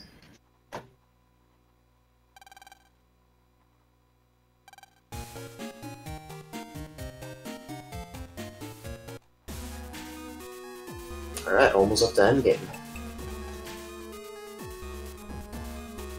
Almost.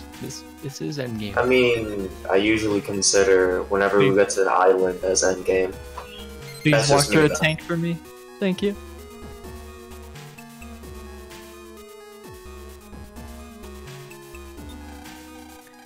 Just remember that this is a run where we have like over 3 hours of completely trivial movement, all to reach an endgame which has very technical movement. I wouldn't say trivial.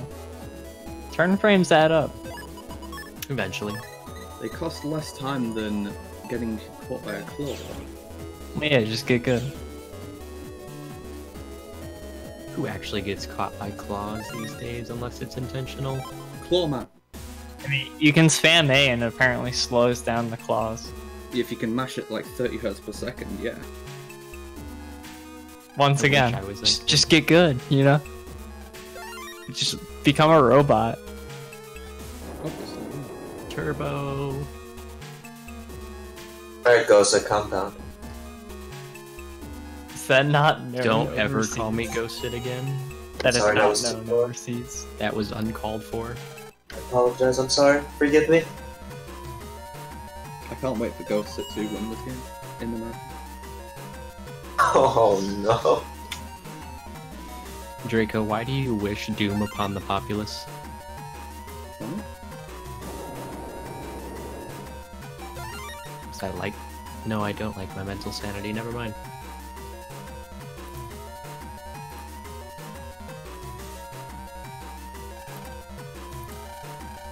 Shoutouts to Land dodging all the bullets. He skipped that cutscene too! What the heck? Shoutouts to the animation being used as Land's idle animation during N1 battle. What the heck? What the heck? I agree with you, Arthur.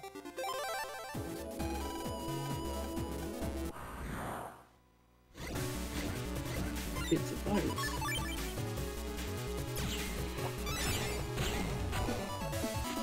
Oh.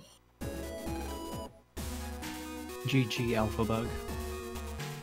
Don't come back.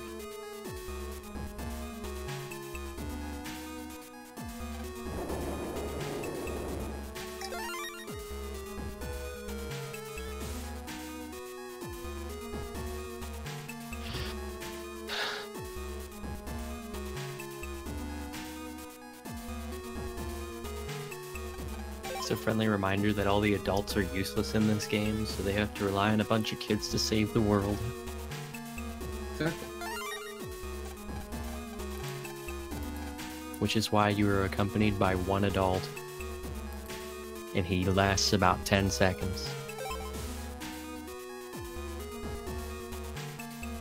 Spoiler alert, it's not Dad. It's Mr. Match, right? Yeah, probably.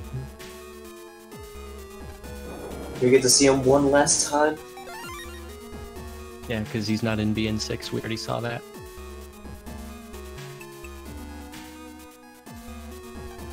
Shoutouts to Beardman, exactly. And his Friendly Navy reminder. Dark Aura user. Friendly reminder that BN5 is bad because it doesn't have Mr. Match. Yeah. You right. And when you right, you right. It's because he was in college getting his master's degree in education so he could be your teacher. That was TXP. Shh. Huh, that actually makes a little bit of sense. Dang, I just, like, blew my own mind with that. Pyrotechnics, exactly.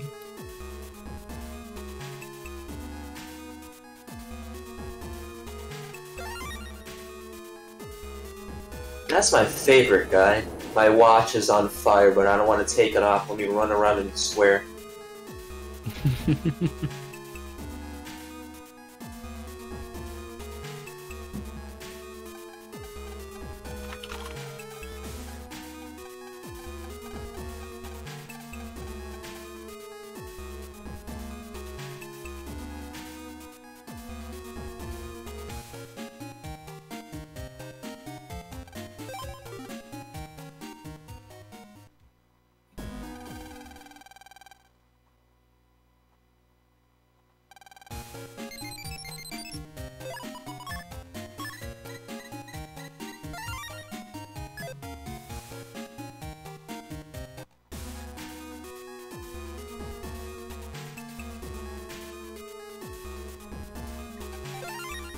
Now we are actually going to be in Endgame, and like as mentioned, this definitely isn't trivial to actually move through well because the wily comps are not very friendly.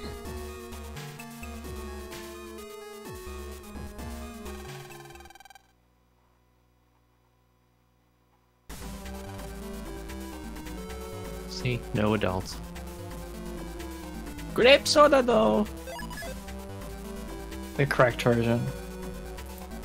That is why blue is superior. It has grape soda. In white, all we have is green tea. It's like... Yeah, may as well... Green tea...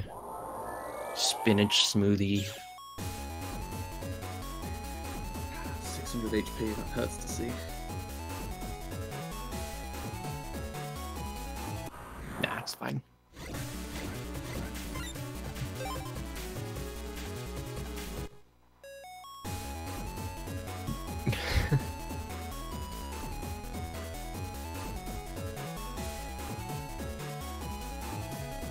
Nice movement. And that's how you get through without stopping. Minus an encounter.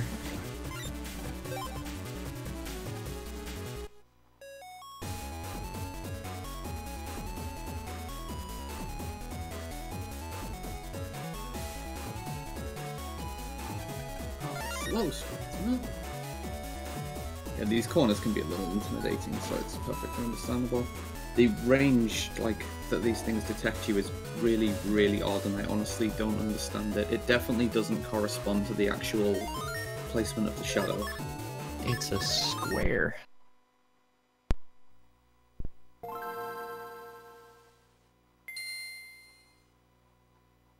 Shoutouts to Final Transmission. Manipulating Flashman, lol. Yeah, I'm not convinced by such a thing, since you just get the sword and kill him. Most of the time, yeah. And even if you don't, he has such little HP that the time you waste getting a second turn is pretty much the same as manipulating him anyway.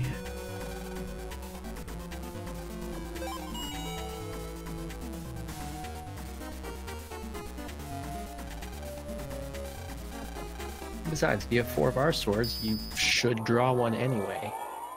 At some point, yeah.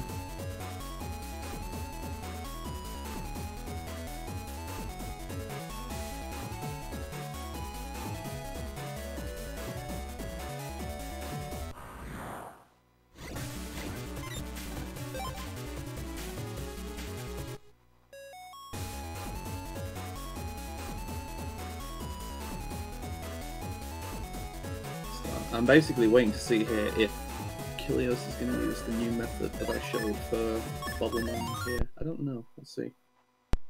I don't think it would work with. I didn't pick up anything extra from what you showed me. Yeah. Well, that is unfortunate.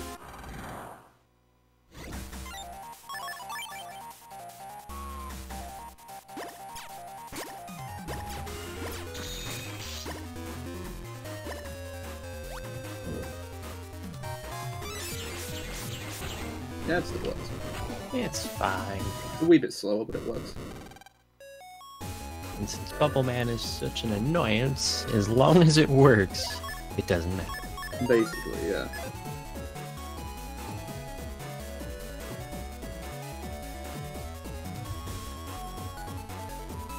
Oh, Nice. That was close. That was close. Wag! But look at that cycle.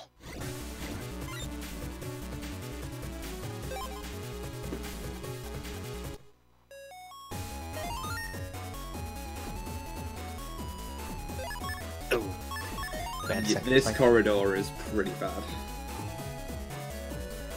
But yeah, one of them moves slightly faster than the other ones. Yeah, so they there's get no out of good way to sync deal with this. You pretty much just wait and go as such.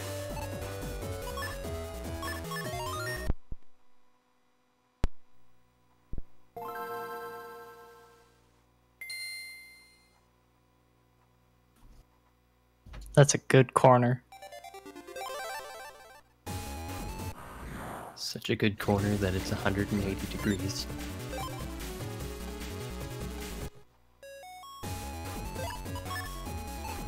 Yeah, so unfortunately, since he got an encounter on the way to Desert Man, he's having to reset it here.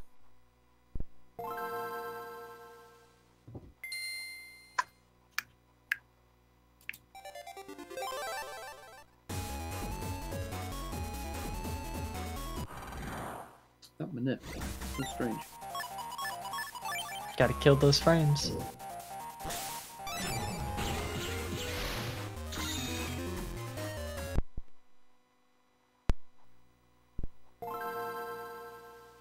I did one extra wiggle.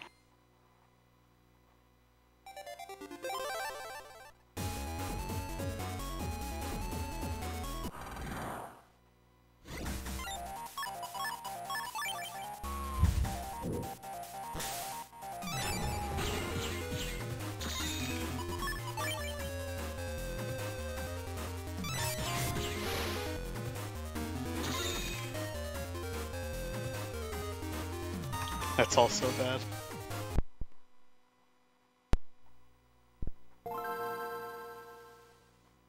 Unfortunately, wood is the worst element that you can have for Desert Man if you want to just inflict extra buster damage, because only the first hit of the charge shot actually hits him. And most of the time he's dead out of range anyway. So yeah, see, now he's going in with the big boy strats. There you go, there's the step close. Now it's resembling MANIP. Easy, every time. Yo, nice.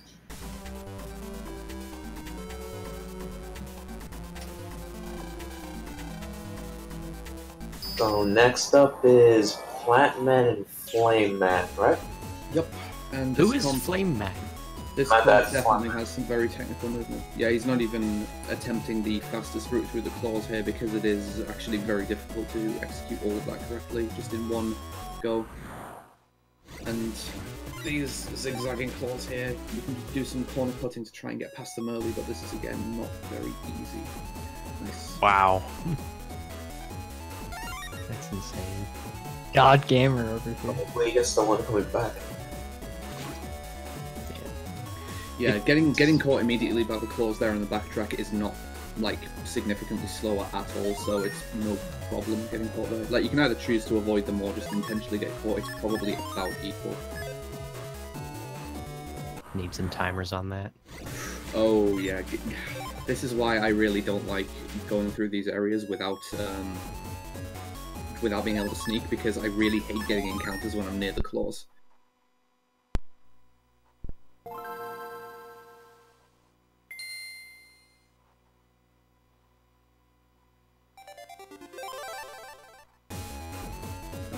So this is a really nice manip, since it's going to be a double manip that carries through the Plantman fight into the Flamman fight.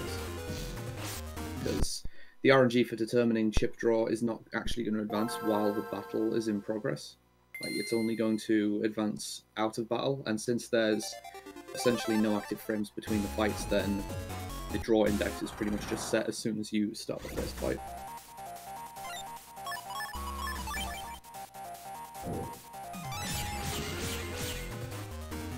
My preferred setup for this first Plantman fight is just to draw bar sword with 4 attack turns, because that just immediately ends the fight. Flamman's a little awkward though, since I think no matter what you're doing on Flamman, I think it's always just going to be a 2-frame fight, because the problem that you have is dealing Oh, I love this strat. This is pretty nice, yeah. Shoutouts to Dallas. That was pretty good, yeah.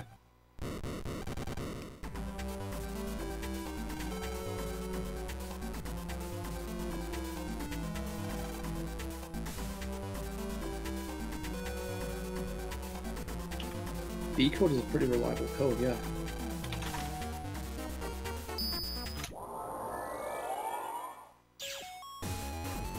So this Drillman comp, ideally it's extremely short, but there are some very difficult claw pans to deal with. Like this one coming up, it's very easy to get confused and disoriented on it, so nice.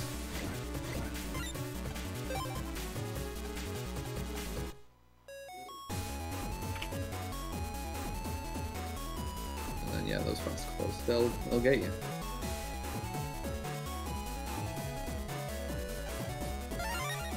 It's like something that we really didn't touch on at all, because it's not really a problem with speedrunning strats, but there are only certain spots within these comps that you can actually hide to avoid the claws, because there are fragments of alpha hiding throughout the comps, and if you get caught by them, then you just immediately get transported by the claws again.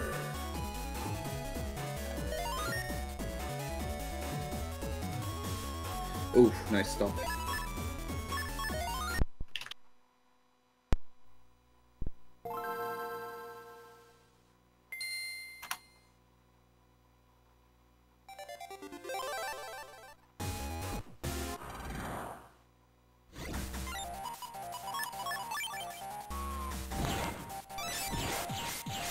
Nice. So now it's just the final manipulation left. Thankfully, you just either stand where the game drops you off, or just go against the wall like that. Apparently there's no folder edit necessary here, which is nice. And then it's just going to be base and alpha. Let's see. It's possible to get an encounter on the way to base if you turn on the wrong frames, but for the most part it's just like 3 direction changes to get through this comp. There we go, nice. Hopefully that should give the correct draw. I'm expecting to see 2 bar swords, or... okay.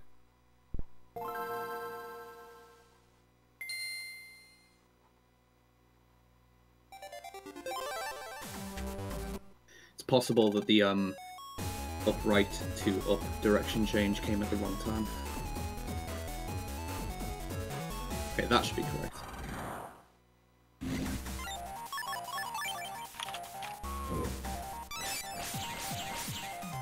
There ain't 2 bar swords, but I'll certainly get the job done. There's the second one.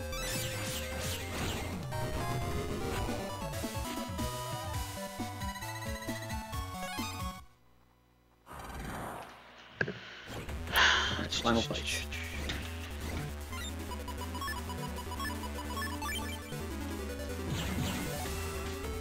Always set up with different strats. Way forward.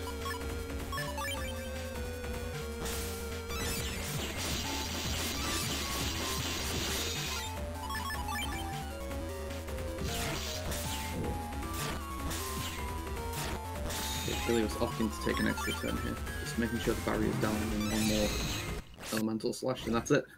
So time is going to come up when, I'm pretty sure everyone knows, but when the next cutscene plays after escaping from Alpha. When we lose control of Mega Man. Mm-hmm. It's what STA time, innit?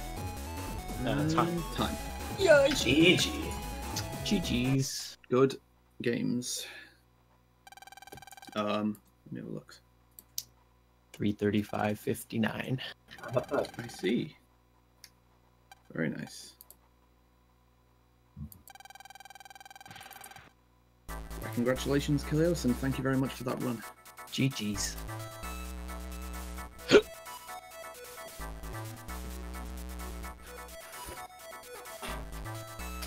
I think this is the first time I did a full run with all the manips, so a lot of it was very, very iffy. It's tricky to string stuff back to back, but we got there and it was super entertaining. There was some manips that like I haven't seen because this was like loose specific manips. I'm impressed at how many of those manips like string back to back without the need for extra folder editing. That's quite nice.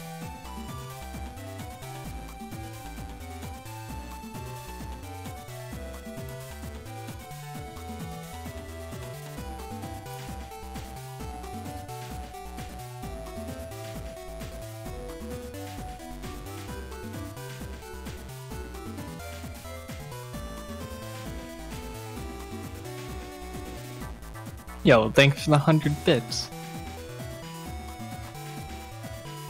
Is it $1?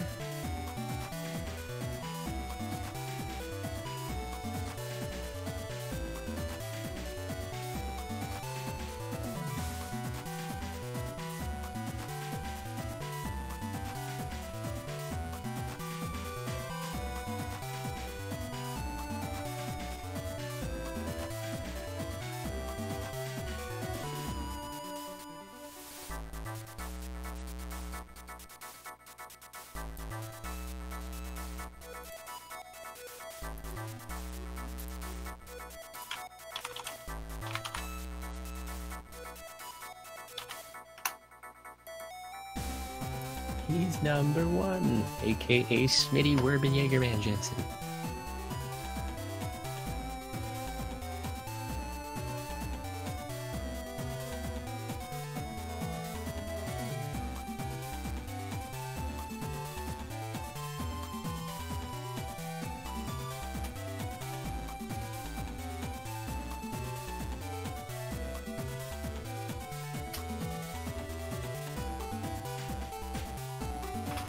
I'm gonna BRB 2 minutes.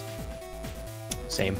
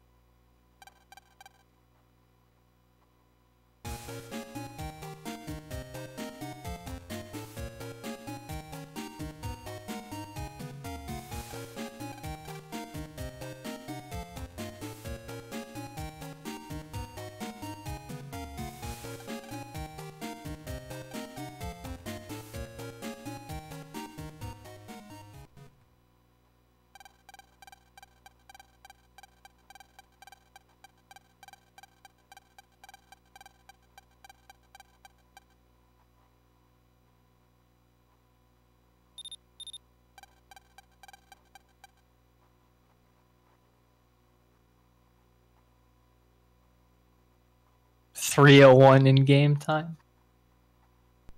Not bad. Alright, I'm back. Welcome back.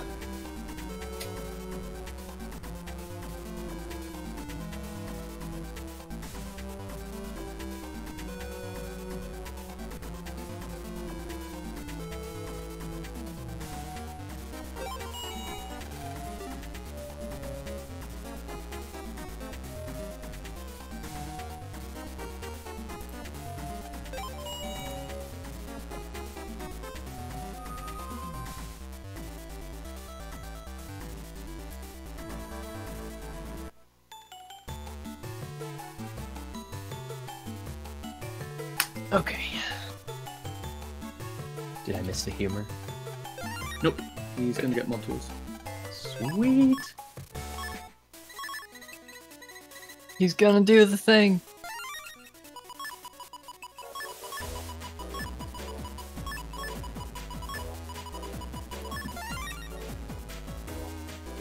who's reading this joke? You. Oh. Mega Man, I think you really need to work on your jokes. Apparently a lot of people agree with you.